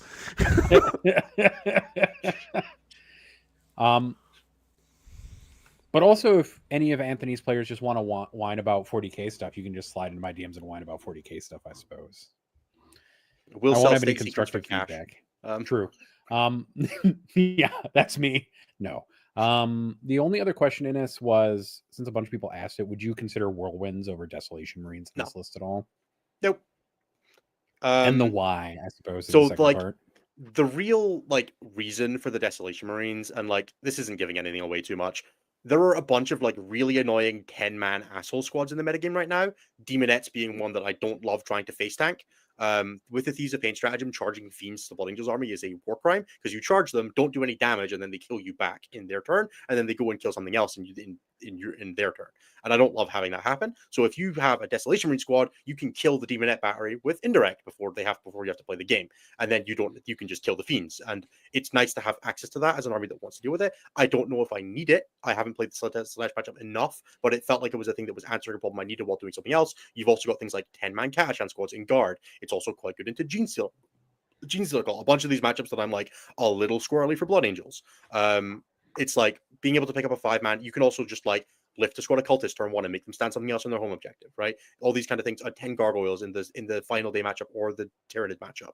I don't like dealing with Maleceptors, so if I can make one of them stand on an objective instead of gargoyles, that's going to give me an easier time dealing with them. So that's kind of the thought process. Whereas a Whirlwind, because it's only D6 plus 5 shots, you are not going to you can't kill a 10-man. It's just not possible. And a lot of the time, 3 2OC models will take an objective off of whatever Blood Angels unit you want, unless it's a couple specific things. So I need to have a reasonable chance of killing that unit down to at least one model, which the Deathlos will probably do. I know I've been speaking to a few people who are looking at after I showed them, they're oh, maybe I'll put that in my Ancient Inheritors list, because I can run them with the Apothecary, use the Lone Op strat on them so they can stand in the open, and then direct fire their missiles there as well, which I think is kind of interesting. They also get rid of ones to end wound, which I think is kind of cool. So, maybe I think to look at an Angel Inheritors as well. It is a 260 point unit at that point, but it does an interesting job. They can stand in the open, have AP3, ignore cover missiles, and fire their direct fire. And then there's a sustained hit stratagem when you fire at your Oath Moment. That's actually kind of interesting. So I think there's a bit of scope for Desolation Marines and a couple of other detachments. I don't hate it. But they're definitely, like I said, they are the most experimental part of my list. They're the thing that the most I look at and go, this could be a lot of other things, and I don't know if I would hate those other things. But there's also a world where I have 13 units of Chaff Marines already. Do I really need to add 2 more of them, or would I add different shooting? There's a lot of open questions for what the list would even take instead of them, that I think are, more interesting questions. Makes sense. Do we want to do plugs and then talk Grotmist detachments a little bit? Have Anthony. Do we do Grotmist detachments then plugs, so I can write them down and have a list of things ready to go? Yes, we can do Grotmist detachments. We're actually just going to tag in Anthony so he can tell us what his thoughts on Star Shatter Star are. Shitter, yeah. Oh, why do we got to do the negative one first? I was trying to be a positive boy. All right, Anthony, be positive. Be positive first, then, Anthony. Okay. Okay, let's do it. Let's do it this way. Most surprising detachment, most disappointing detachment for everybody. Most surprising has probably been that it seems like the Tau one is pretty fucking good. Everyone was like, this is a recruit detachment, but bad. It seems, in general, like it's doing pretty fucking good. So that's cool. Write that down. All right, now time to be negative. It's why is it good, Anthony? Come on, do the fun bit. I genuinely don't know. I just in the games that I've seen, it's just has the Renegade strat, and the rest of it, honest to God, is gonna sound like I'm over exaggerating for effect. It just puts OC on objectives and hides away and has a little extra AP and does some lone op stuff, and that's just enough, right? The other Tau detachments aren't shutting the lights off on anybody right now, so having a new one that has some stuff, one of which is the Renegade Raider strat, is really good. So yeah. The other one where the controversial take comes from is that I have not seen Star Shatter do well. When I was being flippant and joking earlier, compared them to Release IK, where I did not see any good players lose to them. Which is not 100% true. I've definitely seen some people lose to Star Shatter, but in general, I feel like we've largely overblown what was going to happen with Star Shatter. Star Shatter is not bringers because Star Shatter doesn't have a triumph. If Star Shatter had a triumph, different story, but they don't. So they don't do those things. They just play 5 turns of Warhammer, right? They get in there. They're real good to use team scoring. They're real good 8 to 14 build. Usually you don't get blown out by Star Shatter unless you make some mistakes. Usually they don't get blown out unless they make a bunch of mistakes. It's just pretty good, stuff, right? It's probably better than Hypercrypt, but Hypercrypt is kind of bad now. It's better. It's probably the best Necron build, which, in fairness, there's a lot of good options there. The real thing is that Necrons have a whole bunch of good data sheets, and some of their detachments are really good. And this one just has all the rules. There's all of them. All the rules that you could want, pretty much, that I could think of, are in there. Besides advanced charge, I guess. But everything else is, right there. So yeah, it's a good detachment. It's genuinely very strong. But it's probably not broken. Broken is a bit much. I think it's too... I think in a world... I think calling it broken before we saw the Tank Buster and Break a Boy datasheet was probably fine. I think after having seen those, calling it broken might be ambitious. I think it's fair to call it too much for a detachment to have, even if it's not broken as well. That's also true. Too much of Necron's design space, where it makes everything else significantly more boring or less interesting by comparison, without it necessarily being too good. Yeah. By having everything, it sucks all the air out of the design I also space. wouldn't be surprised if at some point in the next 8 months, it was broken. Sure. If the rest of the meta comes down even just a peak. Oh, I totally fucked up on my most surprising. Hold on. My bad. The Tau detachment being good is surprising. The Orcs being the best army in the game wildly caught me by surprise. If Orcs have a bad matchup, I haven't fucking seen it yet. But it's possible one day I do, and it's possible one day I see them play a game and I'm not just whoo boy, that looks like it's going to be a problem. But hasn't happened yet. And I wish everybody that has to play Brian this weekend good luck, because you're going to fucking need it. Tell us more, Tactical's Anthony. pretty good, yes. It just like, so a major problem orcs often have, right, is that, you know, at least what people like to tell themselves, you just back up when they wall, dude. Or you could, you know, just not get shot by them, right? That doesn't work anymore because they have some of the best shooting units in the game. I'm not sure who thought Badrock round 2 with buffed bustas, with the sag being cheaper, with +1 to hit on everybody was a good idea. With tank busters that can now be joined by leaders where they could not before. Yeah, That I have would stealth. like that person to take a long, hard look at writing the World Eater Codex. So They're gonna have to change Warback to battle rank. I really hope they don't do that. Whatever they do with orcs, I hope to God that they don't do that. I think I hope they just make it whatever, clunkier. It'd be so funny. don't do that. Whatever they should do with orcs, that would be like making possessed cheaper to make them better. Just please stop missing the point.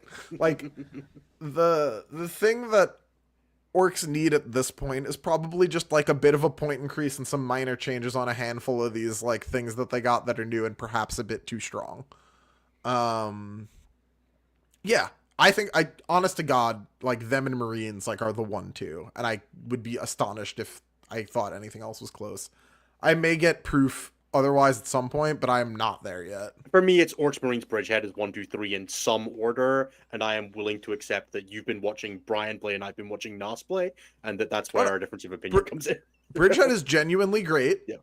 It's not orcs. That's fair. Neat. Also, like, it can be weirdly good. Like, orcs can be weirdly good into them because the whole fucking army, on top of being +1 to hit, is also stealth. It's a lot for some reason. Hearing orc players be like, yeah, so I wad, and then I shot, and I didn't make any charges this turn because I'd accidentally killed everything in range.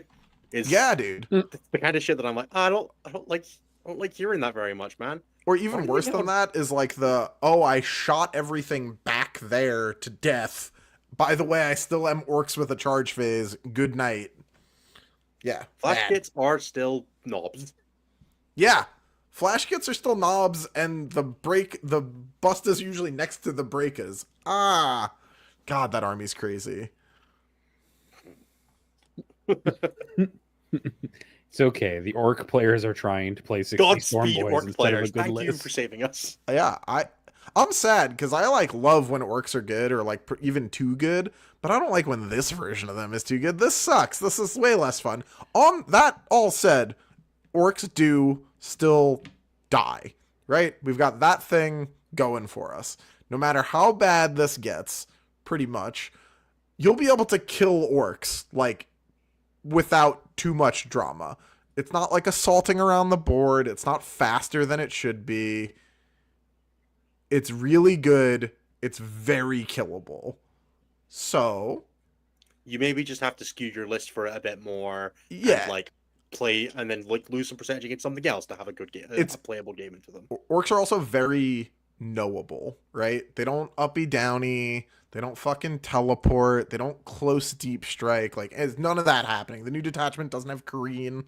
Like, it's very easy to be like, all right, I have a plan. I know where you can go, and I can do things about it. Now, that may or may not work, but you can at least start to gain ground against them.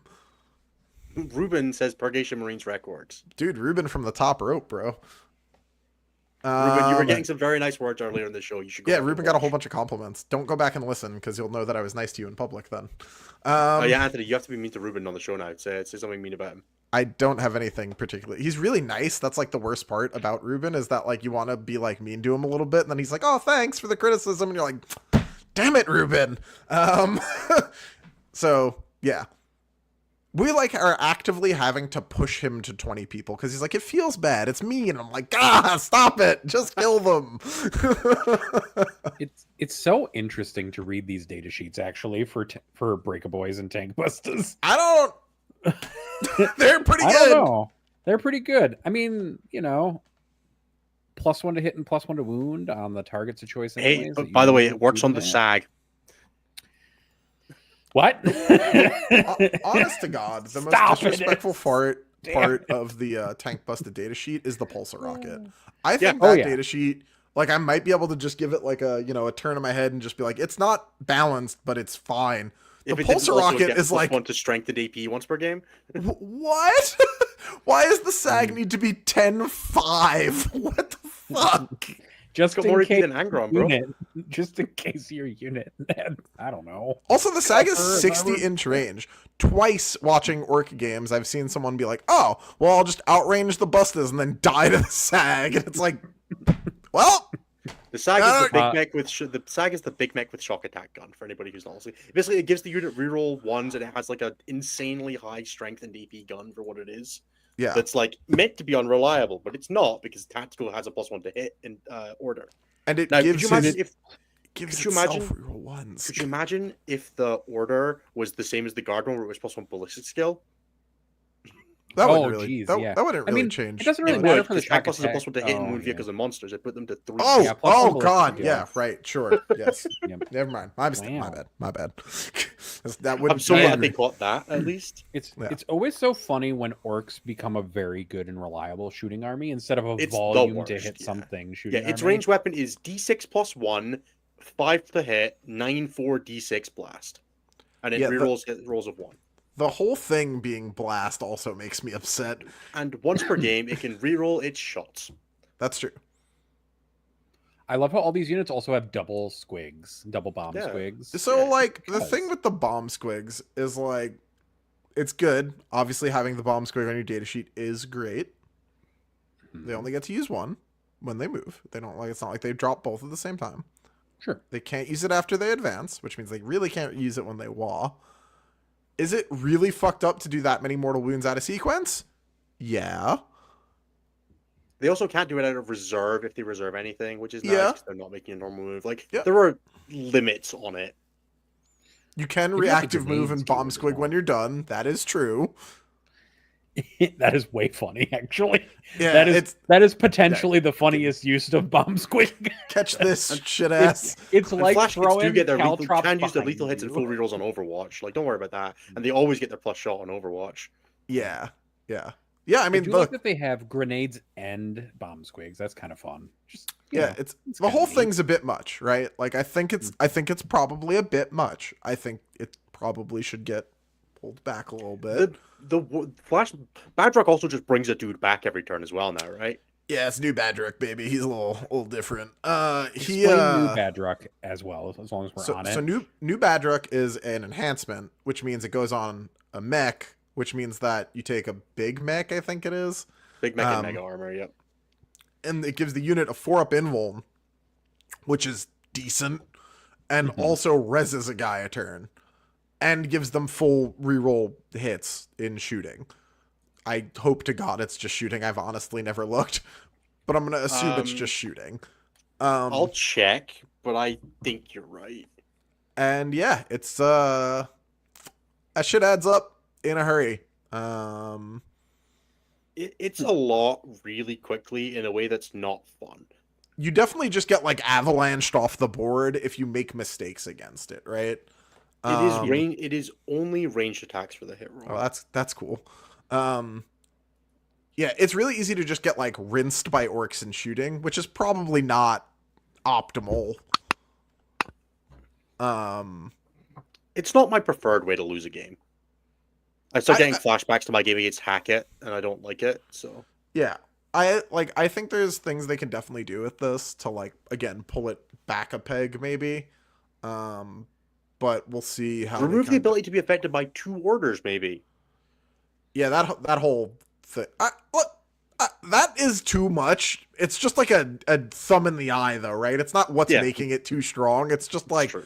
why is that rerolling charges N+1 strength? Cut it out. Why is it stealth and +1 to hit? Stop it. Why does the stealth give it cover also? Look, man, it's 10th edition. Everything's in cover. What are you on about? Why does- That's not true. When I play games at 10th, all my opponent's stuff has cover, and nothing I do has cover. Is at least how it feels. Why are you face planting into your opponent's army directly, Anthony? Well, that's where they are, and since I have to hit them with my swords, I have The to be mega there armor also. boss orders a guy to death, then stands him back up. Oh, that is stupid. What are we doing? Oh no, I do think my favorite Is it the same is phase? What's the timing? I mean, it So must you do be. orders in your command phase, and the res is in your command phase. sequencing. It's fine. So you can just- yeah, you stand it back up the same phase. You don't even lose the gun. I don't know. Well, that I squad will doesn't say- need the cover. But no, I'm just imagining a world where you order a guy to death and you're praying to fail the leadership test so that you can res a guy onto an objective on the other side of the wall and get primary. Yeah. It's probably not good, but the idea that the Squigosaur riding boss and then also the Wartrike can join commando squads and to be sneaky is very funny. Yeah. It's not good, but it is funny. It is funny. I don't know how they sneak the Wartrike up with everything, but you know, Got silencers on its. The funny one is you could put the beast boss on Squigosaur on that unit as well. It's like no one noticed the dinosaur. I get the You're just dinosaur. welcome to The Jurassic dinosaur Park in might your have opponent's turn one camouflage movement somehow. phase. They're just purple. That's what it is. Welcome it's a purple to Jurassic dinosaur Park. and a purple painted Wartrike. Yeah, I wish they changed that. They carry It's- the bike. Like they've got to change that. They've got to change the Canis Rex getting Halo Screed, killing your opponent's cultists in the Chaos Knights detachment. No, nobody's gonna let you do that. Okay, Yeah, stop nobody's trying to do going any to of that. let you do that. A TO is gonna overhear you doing that and red card you immediately for being an ass. Yeah, dude, Like- but it's the accursed cultist character we always needed. No, it's not. Get out of here. Fuck off, Fitness. How did you lose your accursed cultist, Dino? Yeah, so the man walked his Chaos Knights next to me and shot the other squad. That is some shit that would happen to Dino. Dino's the only person I've seen lose a close combat fight with world leaders against tanks. God, those poor 8-pound. All They right. didn't deserve And what they got, but they got it all the They same. got it. They got it. They got beaten in combat by the Tech Marine. The The trains man, dude. You can't fuck with the trains man's trains. Innes, what are your surprising and worst detachment? I think the Nurgle detachment's probably the surprising one for me in that it's actually not complete ass. People have been like fairly excited about on the internet and like playing games. Like relative to what people predicted it was going to be, I think that detachment is better than people gave it credit for. It was when I was building like the Grotmus review list, it was actually the one that when I read it, I was like, this looks like the most fun to play. Now, That's true. Does that mean it's good?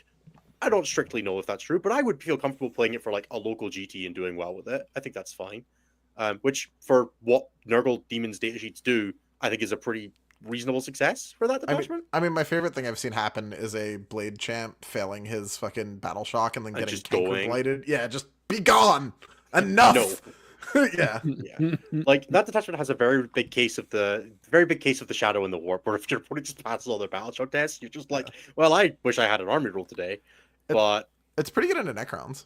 what's the best army to pair with the new Nurgle detachment for Adepticon? Needs some battle shock bonus. You should definitely consider Synaptic Nexus Tyranids with the Parasite of Mortrex with the -1 leadership enhancement and Death Leaper.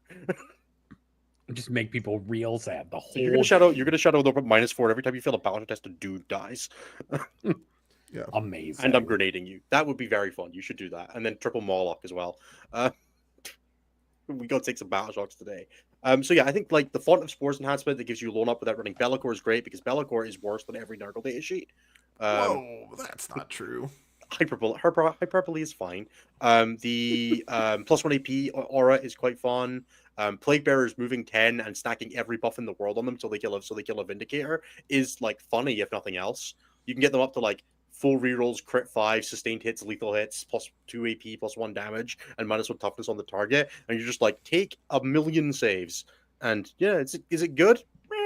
Debatable, but people are excited about it, and for Nurgle players, I consider that a win. And I don't have to play against the Fork Field to pick great and clean one, and that's really all I want for Christmas. Low bar. Most disappointing. I have not been super impressed with Final Day. I know that it's fine. It's a pretty strong detachment, but every time I play it, I have a big case of the like dying phase of Gene Stealer Cult, a turn earlier than I'm comfortable with, is kind of how I would describe it. Critical existence failure is a son of a bitch. Yeah, exactly. You're just kind of like, you're doing your turn, and you're like, it's not turn 1 because you're playing Gene Stealer Cult, so your turn 2 is like really cool, and your Metamorph squad goes in and it like kills a Riptide, and you're like, fuck yeah, dude, I can't kill Riptides normally. And that Riptide just exploded. And then you like die, and then you're like, I gotta roll charges now. And then you hit a couple of the charges and you kill like most of a thing. And you're like, and I'm still gargoyling at people, and that's fine. And then on like turn 4, you look down at your army and you're like, I have 7 gargoyles, a Ravener squad, and a Biovore. And like the guys on my home objective left. So Not a Biovore. Yeah, I wish it was a Biovore. God, I would kill. Like, guys, if you want to buff Gene Stealer Cult, just give the Biovore the Vanguard keyword. Promise. I'll do good things. I'll be nice. Yeah, I think there's a real argument that Biosanctic is still better than Final Day. I think Biosanctic is probably still better. I think Host is like debatably better. I think Host is still really good. But Gargoyles are a really messed up data sheet, and it's really hard to look at it and not go, Gargoyles are really fucking good though. Because they are really fucking good. I don't know, man. I watched a game the other day of someone playing Biosanctic again. Watched them hit like pop a fucking like +4 charge, and I was like, oh yeah, that's still real fucked up. The +4 charge into D3+3 pile and consolidation into your game is over. It still exists, man. The number of games I played with Biosanctic where I never got any shit back and it didn't matter. Like, yeah, it feels tough to play Red Runners now. I don't like Red Runners in the current environment. But outside of that, just some like, mortar cars to just you just play like triple. Yeah, I specifically mean laser Red Runners. So, oh yeah. Like you're still just like, yeah, man, I'm just gonna play like 2 of the mortar ones, and like it's fine. You're gonna have an awful time into Corn, but let's not worry about that too much. Oh, I don't think that's true at all. No, I don't either. Yeah, but if you just fun. Like move up and you're like surge, and then they do it, and then you charge with the second unit, they're like, oh no. That's always been the problem with the Corn detachment, right? Is you surge the first thing, and your opponent's like, it kills you. Yeah, like just because that's true doesn't mean it's not funny to talk about. Yeah. Yeah, I think Bio is probably still better. Like we took Bio for our team event and it was very successful. But I like Final Day and I want to like it more. But like, do you know what I will say? If the Trigon change hadn't happened, I'd be playing Final Day at LVO. But dude, if I could have a 3-inch deep striking Trigon in a Gene Stealer Cult list, yeah, man, we'd be gaming. Dude, that might still be decent. It's not really. Because you don't get like any of the Nid Buffy stuff. There's no way to like make it hit harder. So it just goes in with like 12 attacks on 3s at strength 9. Do none of the things give it +1 to hit or anything? Just you can give it +1 to hit, but you have to have it. It has to be within 9 of a Synapse creature that's within 9 of a Tyranid unit. Because you have to be a Synapse creature to trigger the +1 to hit from healing, which is like a little shambly. Like the Tyranids themselves can't do it. No, it's really awkward because if you deep strike in, like you have to like have the Parasite nearby, and the Parasite kind of sucks. And like, there's no other really good synapse creatures. Yeah. Like, it's. Just it's a little too hard work. I wouldn't be terribly surprised if that was decent. Like, it's like probably isn't it 12 damage, 3 attacks? Like, it's all right. 12 attacks at 9/2/3, hitting on 3s. It's fine, but it is just a predator defensively, right? Like, it's not crazy. Fair. And like, you're rapid ingressing 9 away. Like, you could just be doing that with a Gene Stealer unit that can come back. Right? Your rapid 6 away, doesn't it? No, you don't. You can't rapid at 6 anymore. That's a rule. That rule is gone. Oh, all of the 6-inch deep strikes got changed to only in your movement phase, the same as Aqualons. So like game wide, so like Inceptors, Trigons, everything is 9 away now. So you're not getting into gaps easier. So like, is it that much better than just playing a cult unit? I was definitely more worried about something than I needed to be the other day, but that's fine. Yeah, no, there is no more 6-inch rapid. Rapid is always 9 away now. Yeah. Or further, I guess. So yeah, Nathan, how about yourself? I'm still stuck on trying to make Reaper's Wager work, which is the Drukhari detachment, just because it seems fun. I don't know. I have enjoyed the one game that I've played with it quite a bit, but it's not good. It's just fun. It's fun to play. It has a lot of cool pieces and just no data sheets to roll with in it. That's kind of where I'm at with it. It just doesn't feel like it has the data sheets to make the detachment work. But I'm sure somebody smarter than me will figure out how to make it run, and then I'll just net list off of them. But for now, I'm just unsure where to go with building for it. I guess the other one is Halo's Creed Battleclade. Seems kind of neat. I don't know if it's good. It probably Johnny is. Simmons is playing that at Nottingham. I'm really looking forward to seeing how he does. He's the admech guy that made Top God at LGT. So I'm really looking forward to seeing what he does with it. It looks like there should be something in that detachment that works really well. I'm picking just 2 mid detachments that I think could work. It's crazy that the buffs from that are not admech locked. Yes. For I now. don't think that's intended, but they definitely aren't as Oh man, is. Artward did their Grotmas tier list today. I'll fucking leave. I gotta No. practice game in 30 minutes. I'll leave right now. All right. I think, and for disappointing detachments, the funniest one, because I think it's just terrible, is with the least thought, is the Eldari detachment, which is It's just so bad. bad. It's so bad. Like, and it's not even bad in like a, oh, this could be fun kind of way. It's just straight up bad. There's like no redeeming quality to it. It's okay that some stuff's bad. That's fine. Yeah, Anthony, they is put fine. Gene Stealer Call above Star Shatter. I think that's reasonable. And they put Gene Stealer Call at second. That might be a little much, but Okay. I also think Librarius is probably good, but it's not Librarius the is best fine. attachment. I'm too dumb to understand that detachment. Look, dude, it's just a Sternguard unit rips your asshole a new one, and then like every some turn. fast stuff. If someone played that against me, they could make up as many rules as they wanted. I'm not gonna check. It's just like, I'm picking telepathy this turn. yeah, Fucking cool, sure, dude. Yeah, nice, bro. I cast brick. Exactly. That's actually what they say as they use the Sternguard unit. The only thing that it's worth knowing is that unit has a Sternguard squad that will kill whatever it wants. It doesn't matter what you are, unless you are it does not kill mounted units, and everything else is just dead, dude. It doesn't matter what you are. Doesn't kill the 6 Krieg Death Riders, but it kills everything else. Yeah, dude, it's like take 27 mortal wounds. I don't care what you are. You're taking that. It's too many mortal wounds for most people. It is more than most people are comfortable with. Yeah, I would agree with that. It was funny doing the math on it and watching it be like a 70% chance to kill a knight from like full to 0 with the Feel No Pain activated. It was a 70% chance. Dude, this is not your fault, Nathan. I don't want you to feel like you're about to catch a stray from this. But why the fuck do we still use knights as a metric for things to kill in Warhammer in current year? Give me some shit that can kill a full unit of Deathwing Knights. You know what I mean? Oh, it's like unit, yeah. Yeah, sure, whatever. If they do it, too. A Sternguard unit. Dude, if they rinse it through the watcher, fair enough. But every time someone's like, dude, it kills a big knight, I'm like, when was the last time you saw one of those? Like, sometimes people run Canis Rex as an ally in Imperial Agents. Sure. The reason that you do it this way is that people understand okay, that's fine. Big Knight as an example of tough thing, and like you have to jump through more hoops to get everybody to understand Deathwing Knights as a tough thing. It's just not tough. It doesn't sound as impressive. That's what it really comes down to. It sounds more impressive to be like, just like, I took your big model and I will say, if you tell me you kill a Lancer in combat, I stand up and I'm like, okay, fair enough. But that's the only one that I'm like, oh, okay, respect. Yeah, right. Yeah, anything where I'm like, it doesn't get a save and then it dies when I wound is like, I guess. It really is just at the end of the day that it's very identifiable for most people. Yeah. All right, let me do the plugs and then we're going to blitz through questions so Anthony can get to his practice game. So if you are an hour and a half into the show, I just saw 3 people leave the second I said plugs. That's awesome. If you are here an hour and a half into the show, clearly you're enjoying. If you are in a position to support us a little bit more, there's a bunch of things you can do. Some that require money and some that don't. One is that you can like, comment, and subscribe on the YouTube video. It really helps us out with discoverability and bringing more content to the people that are enjoying it, which hopefully is all of you guys. If you are in a position to support us a little bit more, you can check out our Patreon memberships and also the YouTube memberships. You can find links to both of those below, but that's patreon.com/statcheck or YouTube memberships below. I do believe we had a YouTube member sign up during the show, and I will shout out Spooky Book Kabuki for doing so. Thank you very much. I'll even shout you out on the show if you sign up live on YouTube memberships. Let's do that. I'll do that as a thing. So yeah, that's the thing you can do. That gets you access to our Discord. It gets you access to our discount code for Red Dragon. It gets you access to the Vibe Check League, all that good stuff. I believe the Red Dragon code, something is changing, but that'll be on the Patreon. You'll see that. You'll see that there.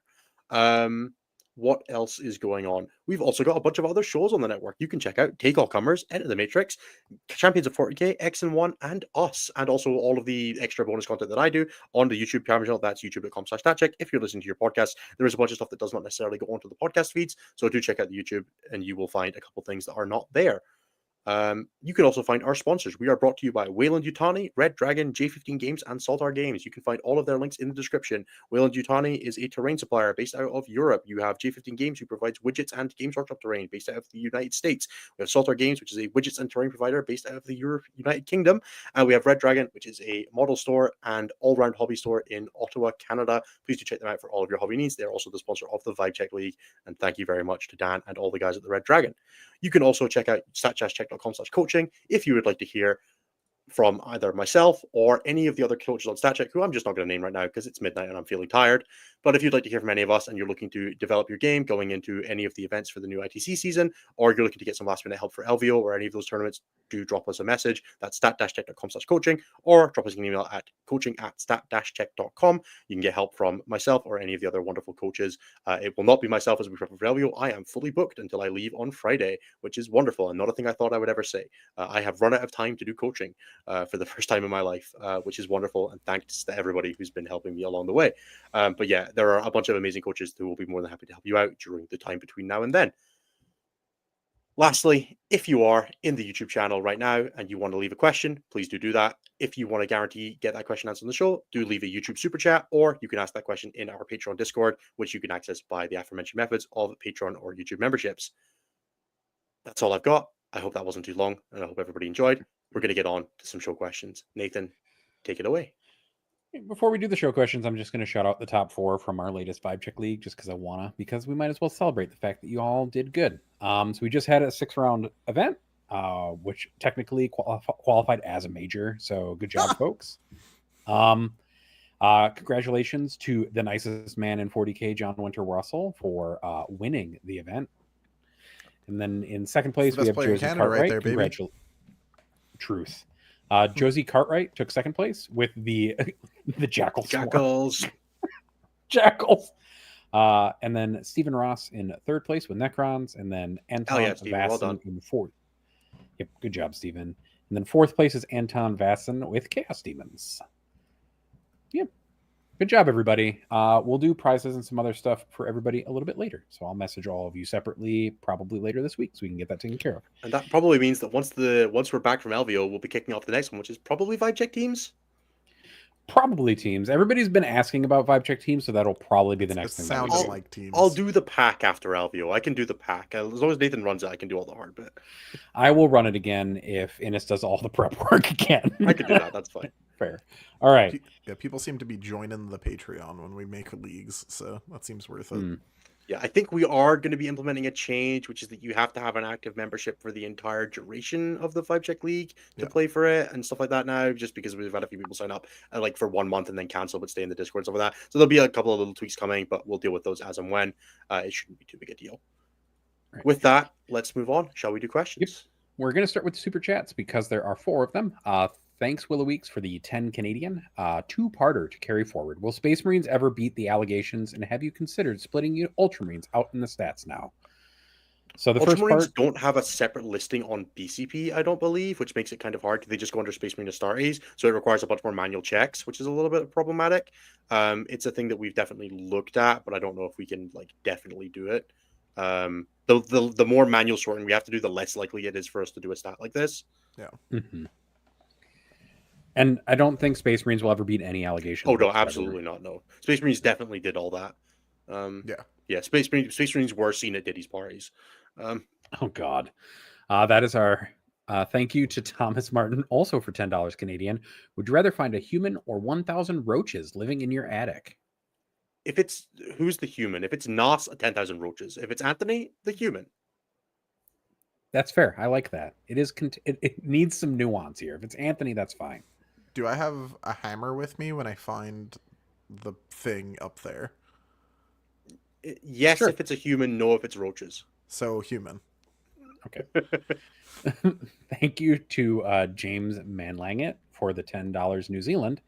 Just catching up on the topics, but what is this Disembark 6 shenaniganry? Is it regarding destroyed transports? I'm going to let Innes explain it because I feel like he'll do a better job than me. Okay, so when you have multiple units inside a transport that is destroyed, you cannot... The way that Disembark works, you disembark units sequentially. So you disembark one unit, then the second. you can, if there is a potential for you to fill the space in such a way that your first unit prevents your second unit from getting out at a distance of 3 inches, you are forced to use the emergency disembark rule, which allows you to place anywhere within 6, but you take damage on 1s, 2s, and 3s instead of 1s, which does result in your unit taking much more damage, but will often allow you to jump over the unit that is surrounding your transport and place them in a much more aggressive position, or on an objective, or to deny area denial, or just like be an asshole. So if you can physically block the first unit, so the way Anthony was describing it, he would use Nemesis Claw to fill as much of the space, preventing the 6-man chosen unit inside the transport from physically fitting into that space, which you can do by making it so that only one model can't fit. So you can take like the Chaos Lord's big ass 40mm base and just fill all the spaces that a 40mm base would fit with at least part of a model's base, and then go, well, the Chaos Lord can't place, so the chosen can't place, and then you can place the chosen on the other side of the unit in the direction of your choosing, which can often result in, instead of like going on, like if your opponent's charged you from the front side towards their deployment zone and tagged you, you would have to get out behind the transport traditionally on the other side towards your deployment edge. But if you block that space, you can get out on the other side, effectively giving you like up to a 10 to 12 inch move in some situations. So yeah, it's pretty rough. If you can pull it off, it's very nasty. You have to be very careful about running units like that. You can like avoid that situation by being like more careful with how you wrap and things like that. But if you want to get like pile-ins into specific positions, or you roll the big charge, sometimes you just can't avoid it, and you just have to play through it. It gets particularly bad in Bile because of the res, right? The pick a dude up is like, oh no, it's so also much extra really distance. rough into Renegade Raiders for different reasons, which is that the counterplay to that is to not kill the transport, which doesn't work at all against Renegade Raiders. No, it doesn't. So like there are different reasons for it to be bad in both situations. Like in that situation, generally your plan is going to be try to wrap the transport, don't kill it. But that is not always a thing you have the option of doing. Yeah. All right. The next one is from Sam White. Thank you for the $1.99 super chat. Warhorde or Tactical, Anthony? I think they're basically equals. I think there's probably a small edge to Tactical, I think. But it's Tactical is slightly better. I am not that confident. It's pretty fucking close.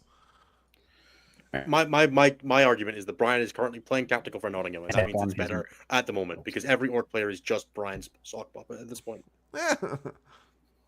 Yes, that includes you, Ben. Yes, thank you, Ben McJurek, for joining as a YouTube member for some reason as well. Good job, buddy.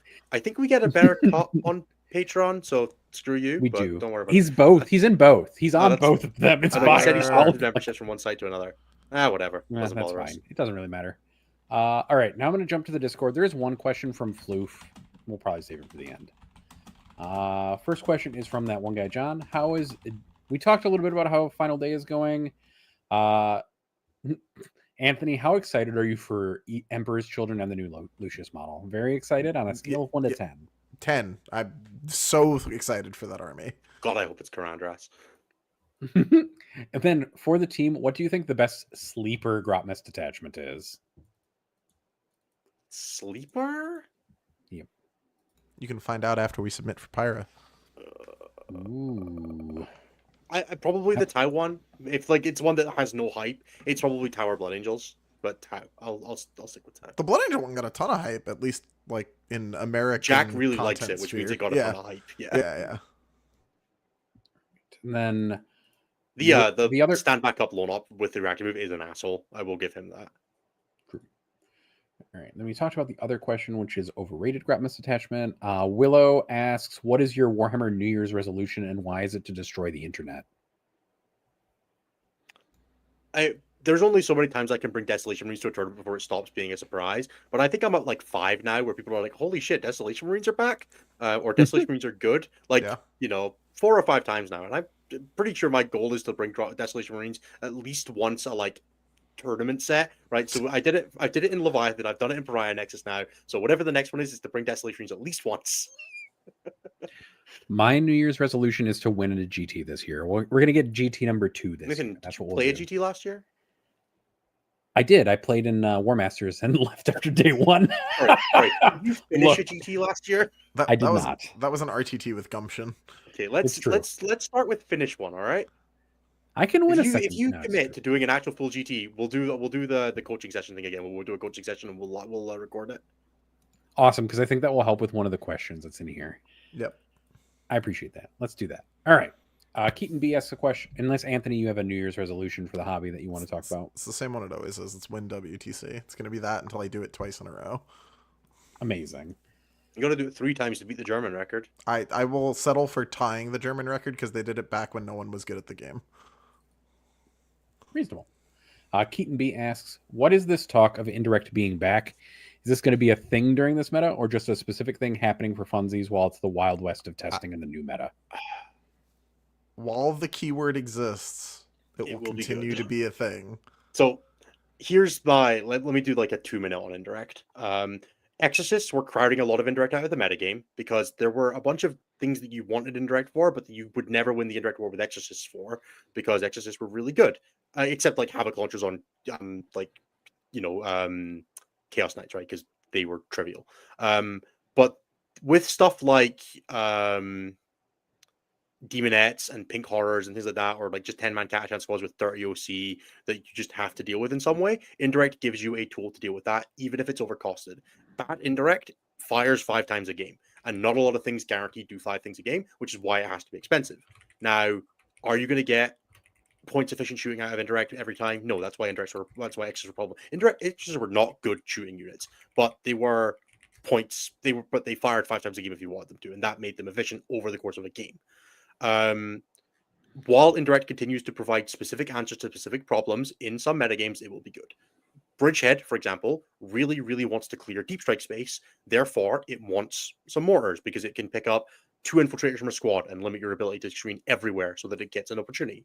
There are, the same kind of thing with the Bloodingers Army, right? If I can open up some of your backfield and make somebody real stand there, or I can soften up an oath target, or I can kill a scout squad without having to face plant it. Like, there are reasons to want indirect. It's also fine to not play them, right? Like, it's okay to just be like, I don't want this. I don't think any indirect is particularly too strong right now. I've definitely seen some people playing like triple Whirlwind Ironstorm, and I think that is bad, but people will play it. Now, the reason I think that's bad is because Ironstorm is already a little bit conscious of getting rushed. It's like the one thing you don't want to happen is Ironstorm, and playing triple Whirlwind removes any reason for your opponent not to rush you because they're going to get shot anyway, so they might as well rush you. So you're kind of playing into that game plan of the one thing I don't want my opponent to do, my list is now telling them to do, and you shouldn't do that. So don't play Whirlwinds and Ironstorm is basically what I'm telling you to do there. That's not just because they're really good against my army, but it might be a little bit. But like it's been really nice when you play Genestealer Cult, the like random indirect off of 2 Ridge Runners and the Saboteur is not nothing. It solves a problem for you every couple turns, and over the course of a tournament, that adds up. So indirect is a busted mechanic fundamentally. The units that have it right now are probably not, but they are still, because of the mechanic, capable of being worth including in your tournament lists. Right. The next question is from Jason K. Going to my first RTT in 2 weeks. What is your best piece of advice? Hydrate and eat food when you play. Be cool, make friends. Sit down as much as you can. Yep. Talk to people. Yeah. Make some friends. Find some people to play with. Oh yeah, and focus on enjoying the experience of going to a tournament more than the experience of winning games. You will go to a lot more tournaments than you will win games. Like in general, or like that's not what I mean, but you will, if you enjoy going to tournaments, it won't matter whether you win games or not because you're having a good time for going. Yeah. Then the winning games comes later once you're comfortable with the experience and happy doing it. Some of my favorite people in 40K people who go to every RTT and go 0-5 every time but they have a great time doing it. And sometimes I look at that and I'm like, wow, I wish my entire ego and self-worth wasn't tied to how many W's I put in the score column. But yep, it's also tied to how much food I get to eat, and as you can see, I quite like that. So bring a breakfast bar or something as well, so you have something to snack on. Eat a lunch that is like relatively nutritious. Eat something that contains like proteins and like some form of vegetable. You will not regret it. Drink water, please. Talk to TOs if you have questions or a problem. Don't feel like that's not a bad thing. That's like, oh, and your list matters so much less than you think it does. Like, just play what you're comfortable with. Have a good time. Like I said, it's not RuneScape. You don't get better at 40K by writing better lists. You get better at 40K by playing better games. And then Truman has a question about go first win rate versus go second win rate in Pariah thus far. So we don't track go first versus go second. Goonhammer does, and you can pull it up on 40kstats.goonhammer.com where they have it from their Tabletop Battles app. So if you want to look at all the data, it's there. Otherwise, it doesn't look like on a first pass through that there is any go first win rate advantage whatsoever, really, except for in a few missions, and that's kind of it. I think they did a really good job of nailing secret missions fucking off. basically entirely, or at least being like pretty fair when they come in. And now I don't. And now it feels like there's not a ton of reason to be like super worried about first or second, outside of like specific listings like Hypercrypt. If anything, there's a marginal go second win rate advantage, but it's pretty marginal. It's like maybe a 52-48 at most. It's not humongous. It's close to chess basically at that point. The next one is from Ben McJurk, which is top 8 factions predictions for LVO. Anthony? Top 8 faction predictions for LVO. Is it like the factions in the top 8 or the top 8 overall? I mean, you could just do the top 8 people if you want. That might be more interesting. I don't know who's going because it's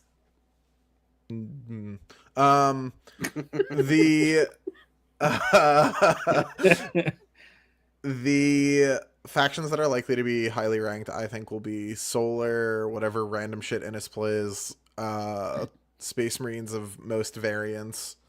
Nos is going Guard.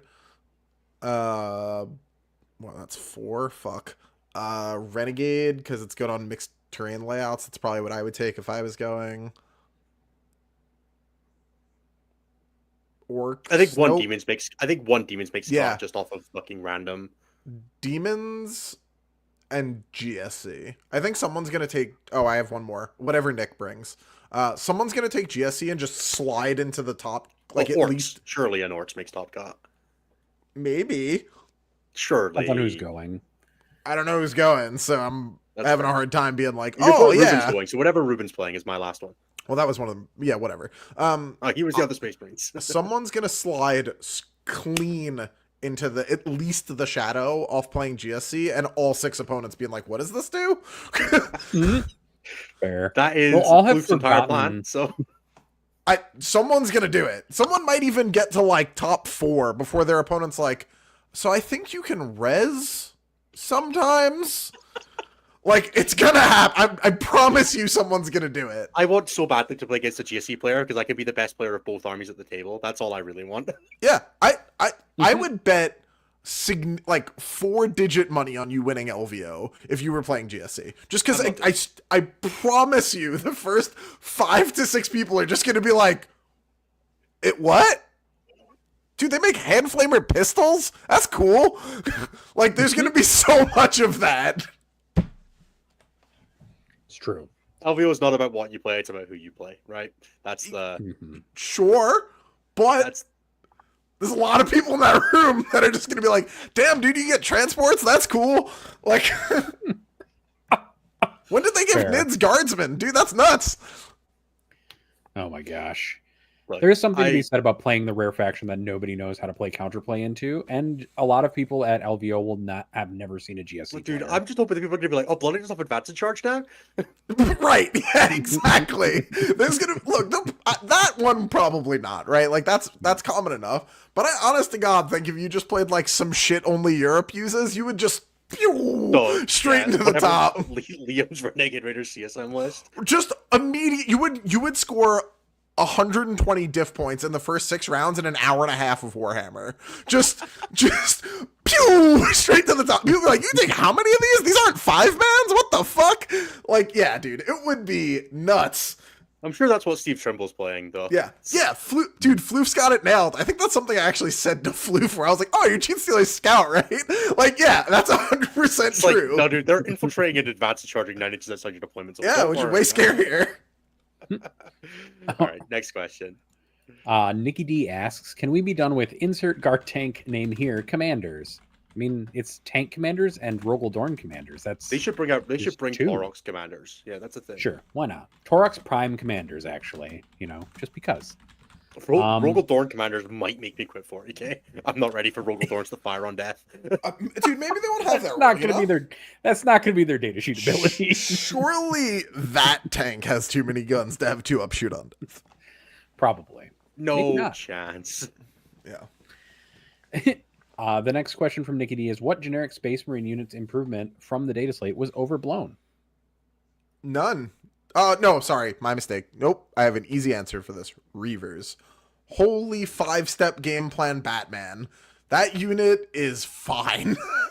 Yeah, like I have one squad. It's okay. It's not crazy. Don't run the 10-man with the character that gives them a 3. They're not that good. Most of the time, that unit would be better as incursors just for when you play Custodes Dreads and knock a dread Dude, it's over. so fun. Yeah, you stand it back up and you're like, go back to sleep, Grandpa, in their command phase.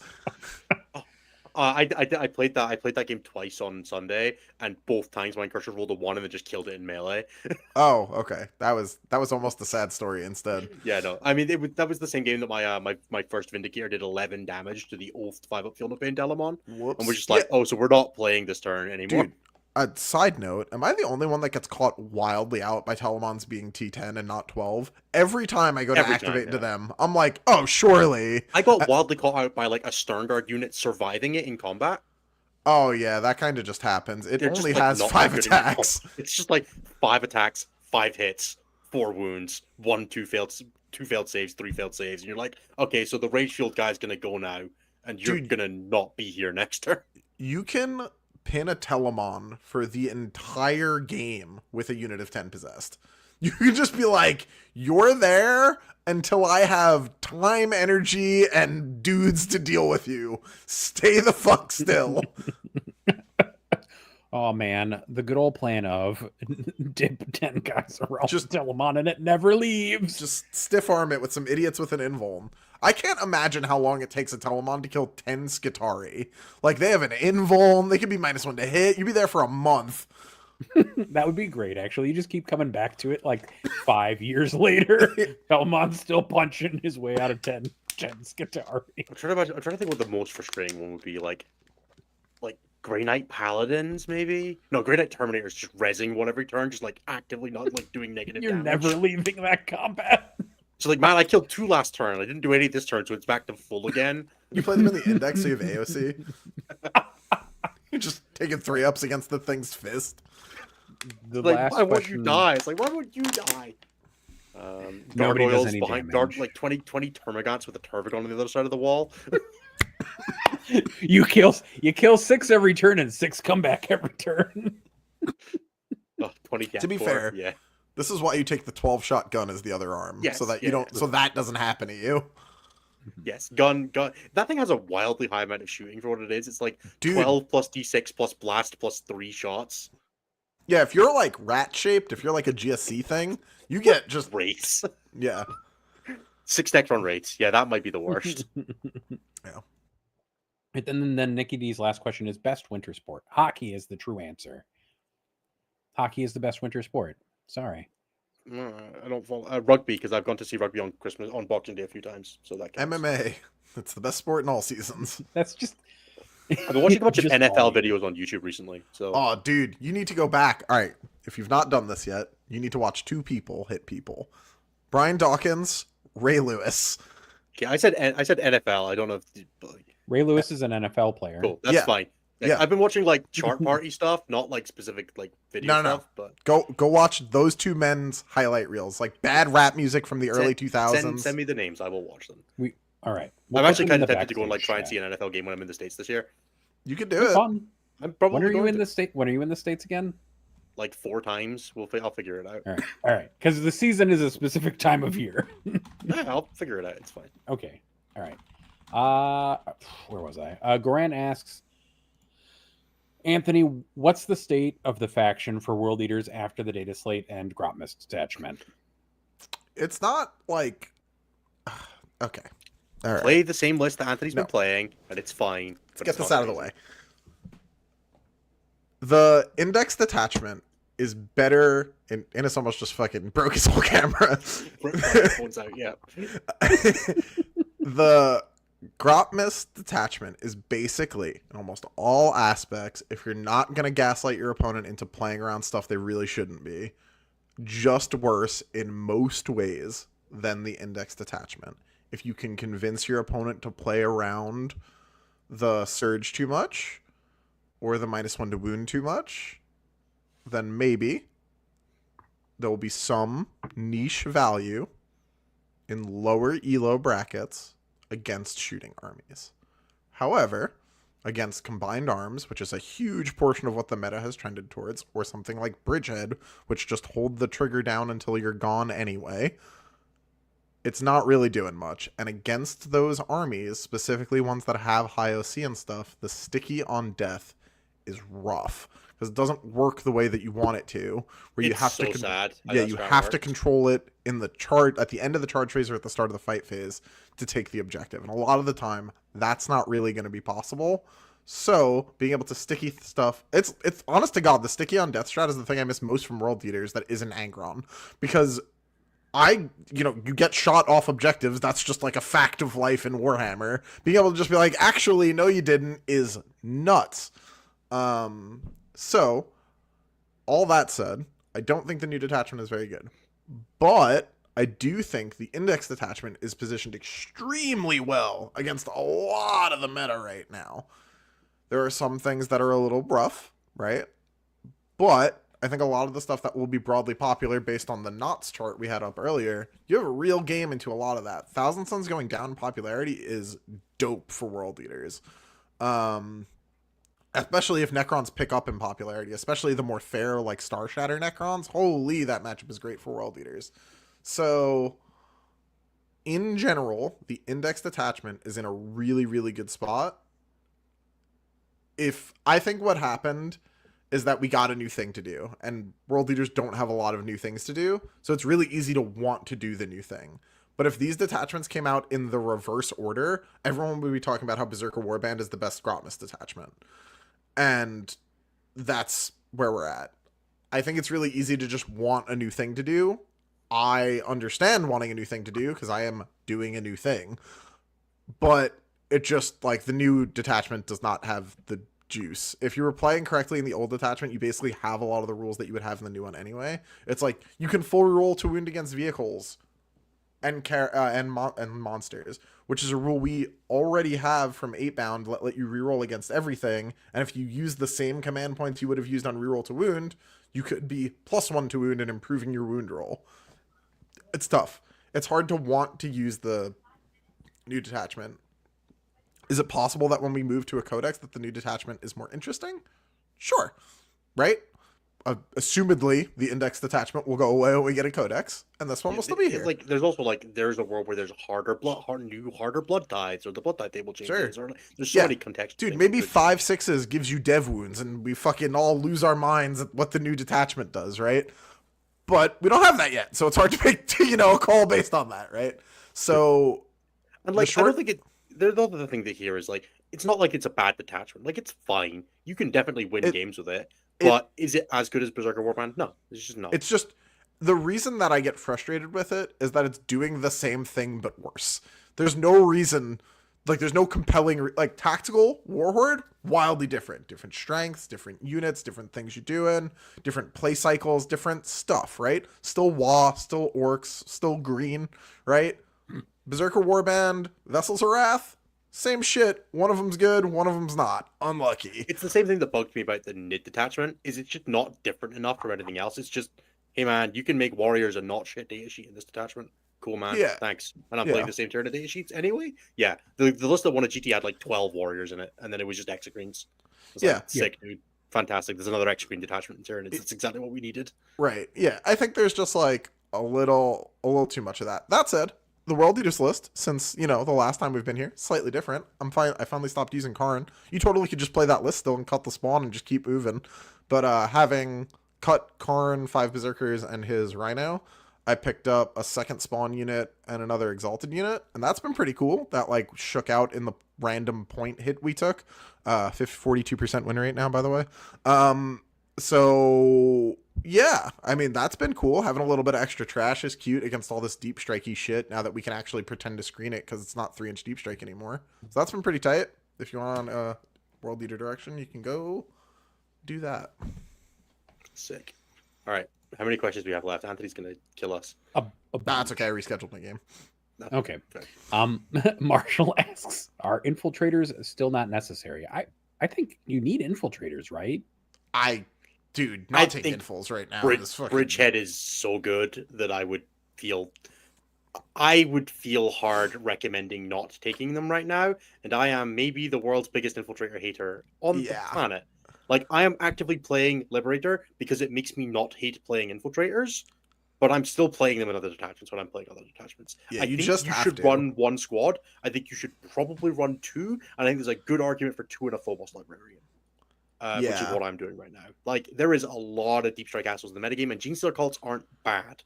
You are just like factually not having your home field after turn 2 if you don't take infiltrators as Marines. That just is your lot. You're just like, Right, oh, I right, don't right. care about this that much. It'll probably be fine. Like, if you are out there and you're playing triple Whirlwind and your backfield is a gridiron of like New York City streets, all Sure. right, man, you can maybe get away with one squad. Yeah. That's where I'm Yep. at. Yeah, That's where I'm exactly. at. Like, if you have got a very dense backfield, you can get away with one squad. If you do not have a very dense backfield, you should probably have one in a Phobos Librarian or two, depending on how your points shake out. And I think both of those are like about equivalent. Like, I don't think there's reasons for both. The Phobos Librarian is better at holding objectives and does something in matches where you don't need the deep strike. The double infiltrator squad gives you more coverage. It depends on like exactly what you're worried about and how your list plays. If you're playing a more of a bubble list, you can kind of get away with one. If you're playing a more full front list, you probably want two instead of the Phobos Librarian. Like, there's variance in there. I could probably do like an hour video on it. Not really, but maybe that's a 5-minute short that I can make when I'm sitting at the airport or something like that. I will say the most telling thing is that Floof and Ben McJurek, a GSC and a guard player, immediately said, please don't take infiltrators. Just putting that out there. Just saying that for the That's record. the worst. The next question is from Chris Polly, which is there any merit in taking Plague Marines or Berserkers in a Creations of Bile list, or do Chosen and Possess just outshine them too much? It was Plague Marines and what? What was the other one? Berserkers. Oh. I take Berserkers because I have to in World Eaters. I definitely would not recommend taking them in CSM. I would take Legionnaires in World Eaters. So fast, though. I like want that to be right, but it just hasn't yet. It's really hard to not take Legionnaires instead of just like those. They don't really like if Zerkers were like base move 8, decent argument. If Plague Marines is like if you could guarantee to hit the +1 weapon skill, +1 attack every time, Plague Marines would be like really interesting, but every other buff is kind of bad for them. Even I mean +2 move is great on them, but like Plague Marines need like a datasheet rule, right, to be worth using. Like their datasheet rule isn't like we get slightly more weapons. They scale really well with characters. I think that's their biggest problem in creations. Yeah, but you can't do that. Characters. Yeah. Like the plague weapon being 3 attacks on 4s, like you don't really need the flamers that much. Like it just they're cool. They're just not. It's just not worth it. I have a really hard time in general. I have a really hard time changing my list when it's good, right? Like when it works already, I have a whale of a time being like, this new thing is going to be worth it. I really struggle with that. It's gotta be Nemesis Claw level good to make Anthony change his list. That's true, and Nemesis Claw is fucked up.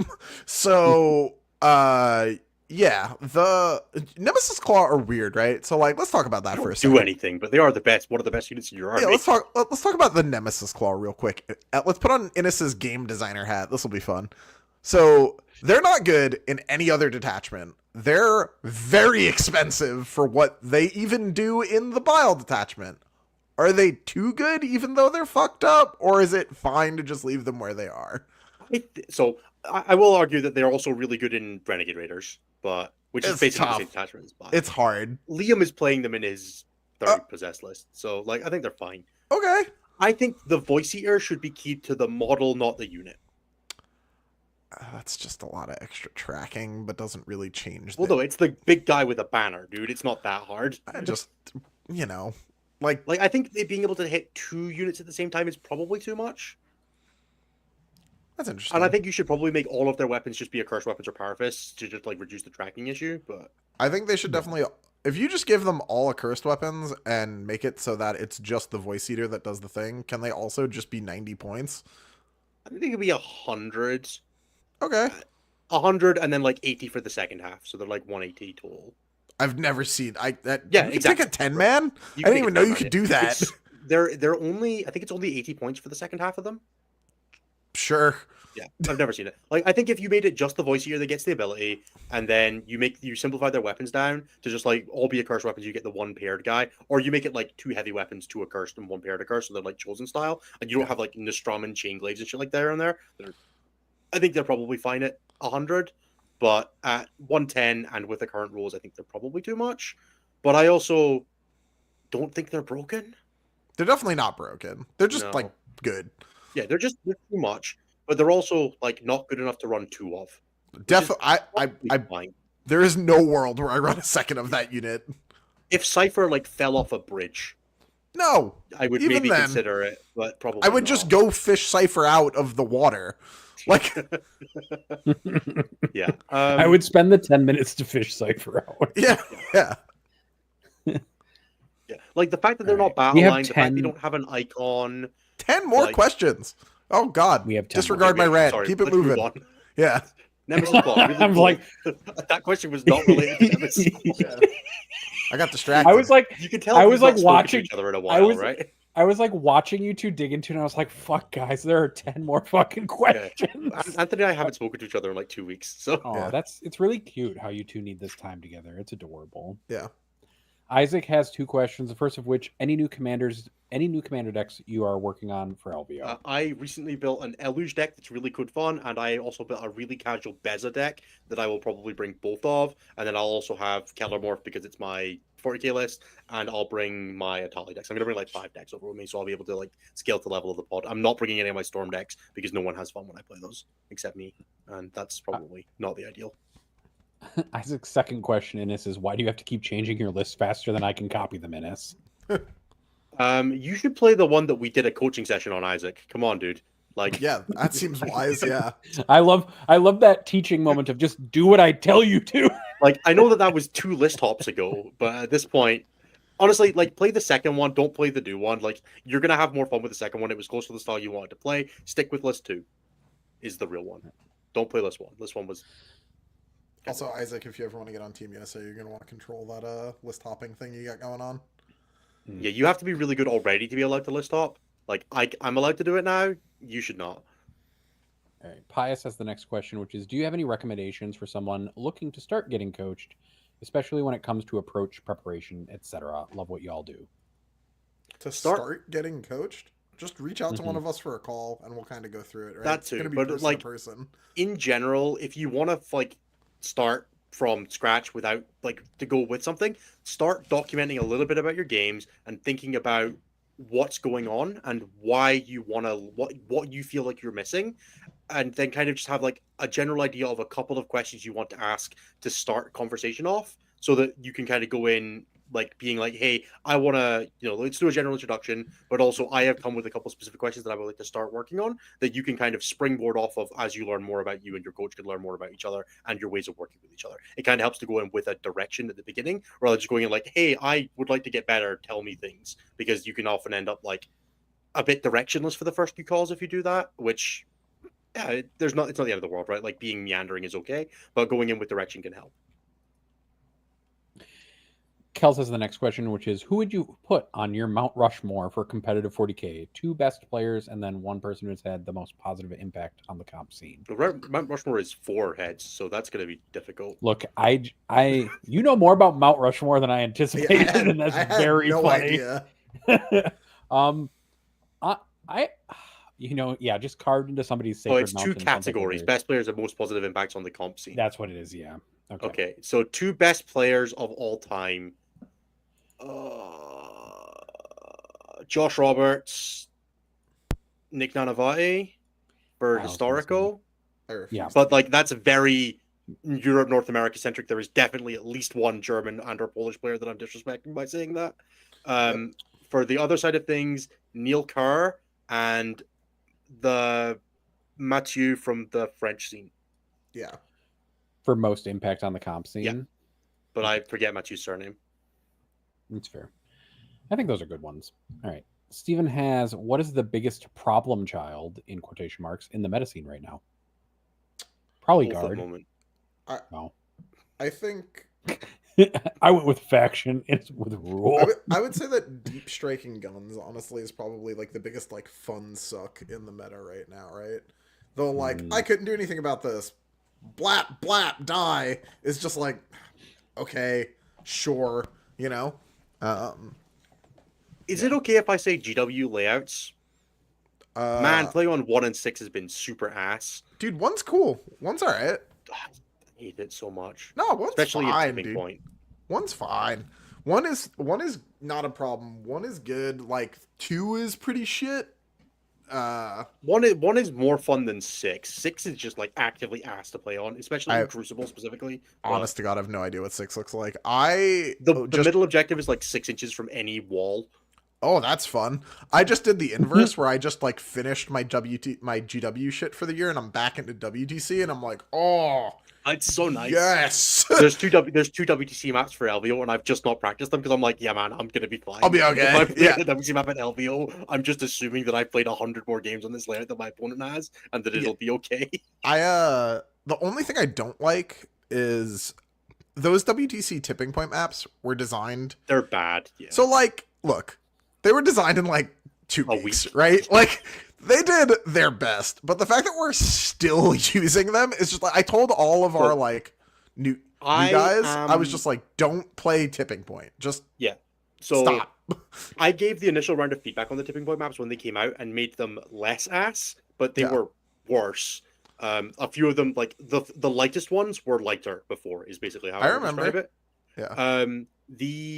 Me, Dave Gaylord, and Guillaume are on the design committee for the new ones. We are aiming to have something out by the end of January, but LVO Nottingham is putting a button on that. I'm probably going to spend like a couple hours when I'm traveling and stuff doing some work on that, and we should be aiming to have an update out by the end of January. I don't know if that's official. Like it might get a little later, but like we're in the process. We will be doing map. I literally was just like, hey, look, I get it. I know playing just Crucible and Search is boring.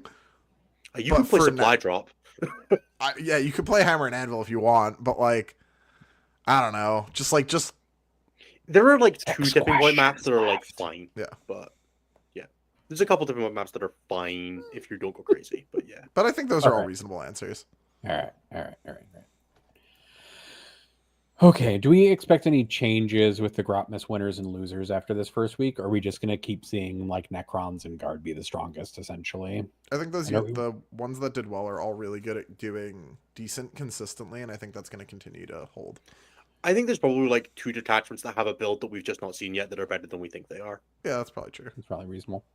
Across 30, 2 seems reasonable. And then the second question from Frank is, what are your thoughts on the new Oath and Divergent Marine discussion? Is this an oversight or is this just legit it- play?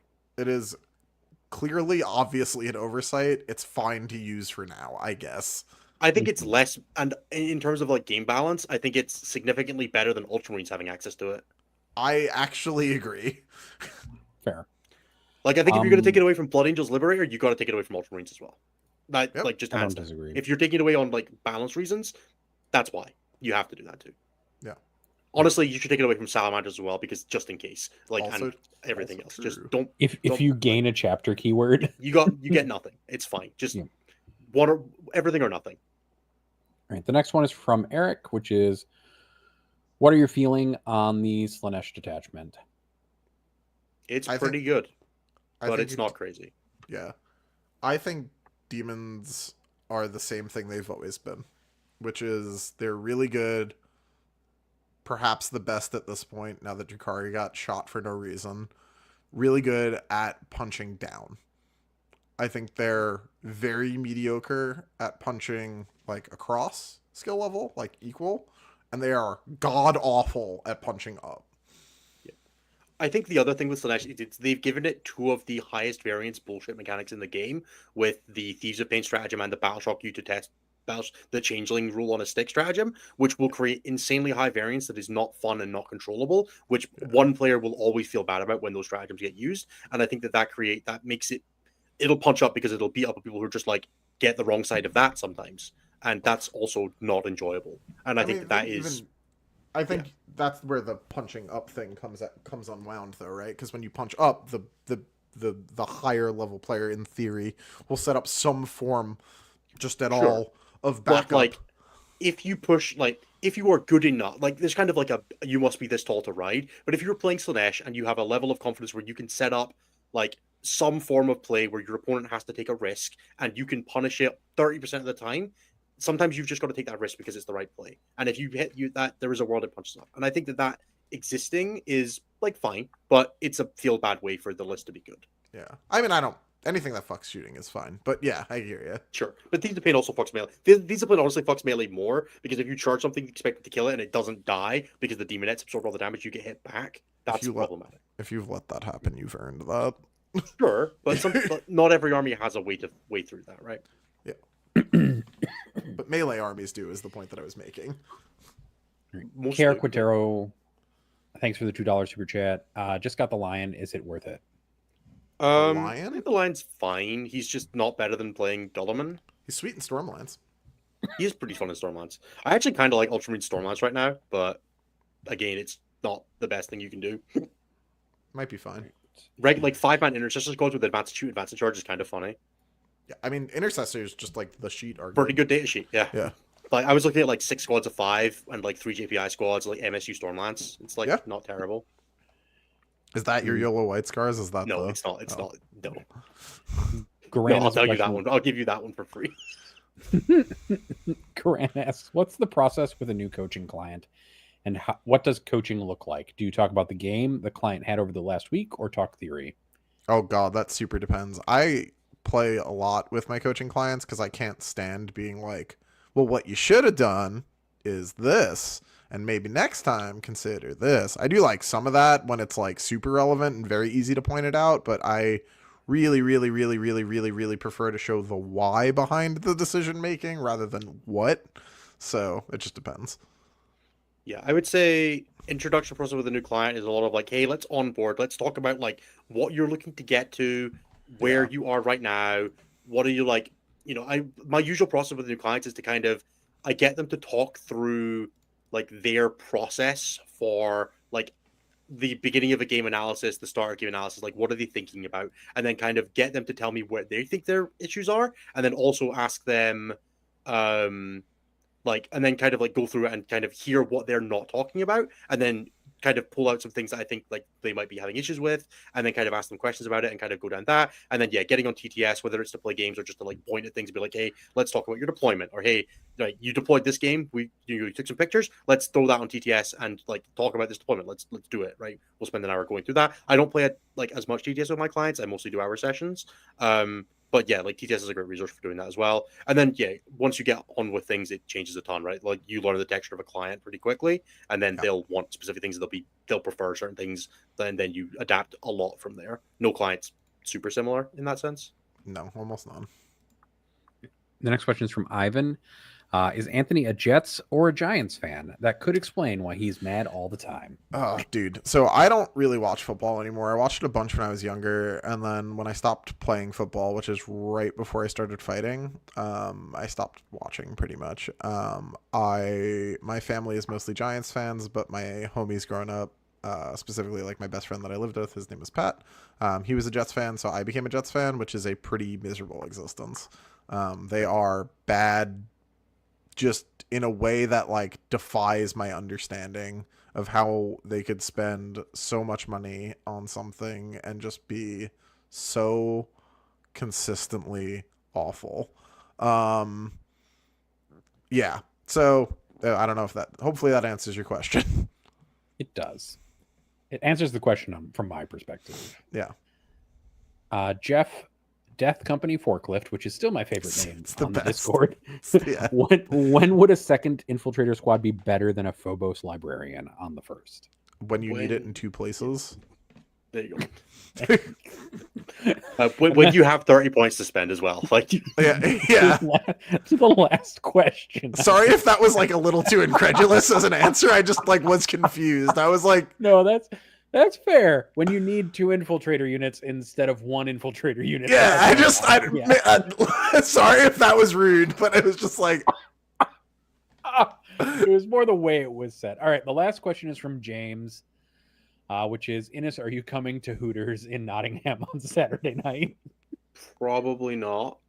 I mean, you can convince a 2-beer Innes to do almost anything. So that is mostly true. It will not be beer. Like if you convince me to have the 2 beers, I'm definitely willing to do anything. That's what I'm saying. Yeah.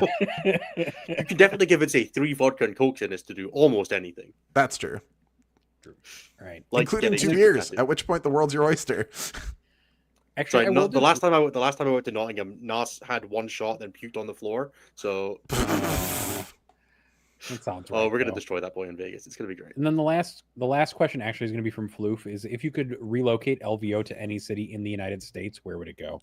Albany. I was going to say Chicago just because I like it here. I don't know. The last event I went to there was an real airport rough. hub. I mean, San Diego. It was during nice, the but it'd be marathon, which expensive. was a terrible idea. Oh, Innes has got this nailed, by the way. It's San Diego for sure. What San were you Diego doing? is better. San Diego is actually the better. I know. Yeah. I don't even know why I tried. That's fair. All right.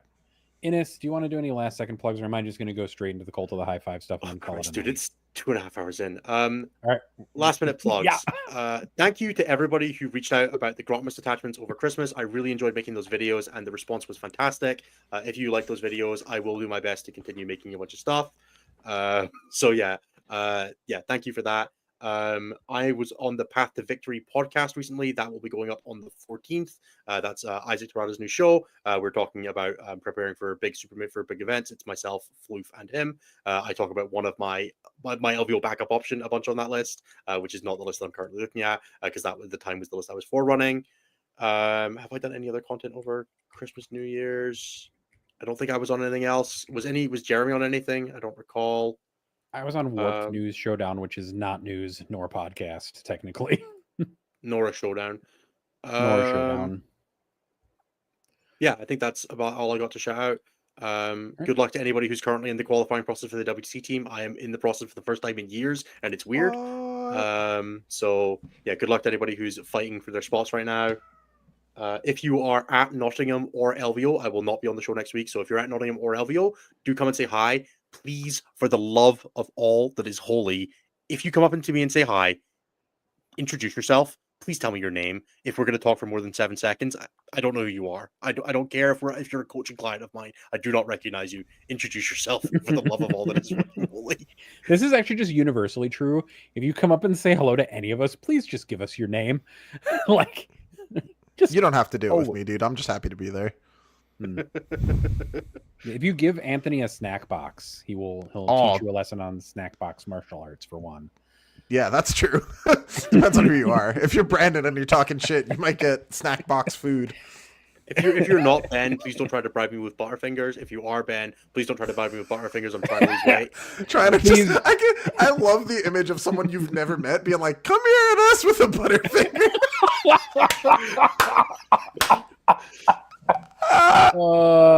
Amazing. You give me a Butterfinger, I'll review your next round matchup for you if pairings are up. Perfect. There you go.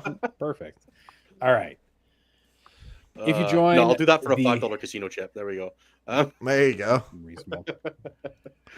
All right. Yeah, Jerry. Nathan, take us away. If you do the Crisp High Five tier on our Patreon, which is $15 a month, among many benefits, one of which is you can get a Crisp High Five at events alongside some other in-person benefits that are tailored to the different people who are on our different shows, which we forgot totally to shout out. Go watch Take All Comers and go watch shout them out. Matrix. Did you? That was so long ago that I can't remember anymore. All right.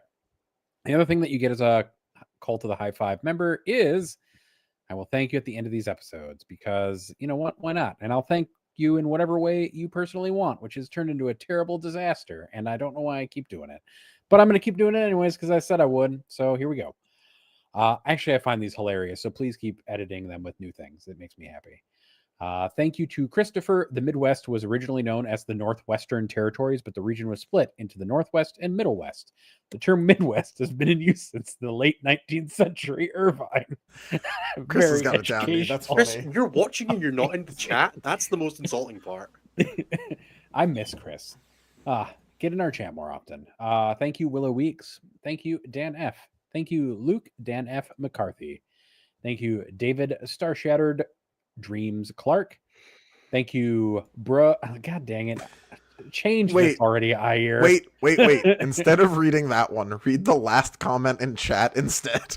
Sure. All right. Thank you. I've got a Butterfinger under a box propped up with a stick tied to a string. Thank you, James H. Thank you, Colton Dan F. Miller. Thank you, Fungus. Thank you, John V8 Gang. Do you think in the lore, units that teleport start firing their weapons before they teleport so that as soon as they rematerialize, they're already attacking? Sounds like it puts a lot of dents in the teleportarium, if you're asking me. Thank you, Cam F. Dan Morton, hog emoji. Thank you, Desolation Marines, ?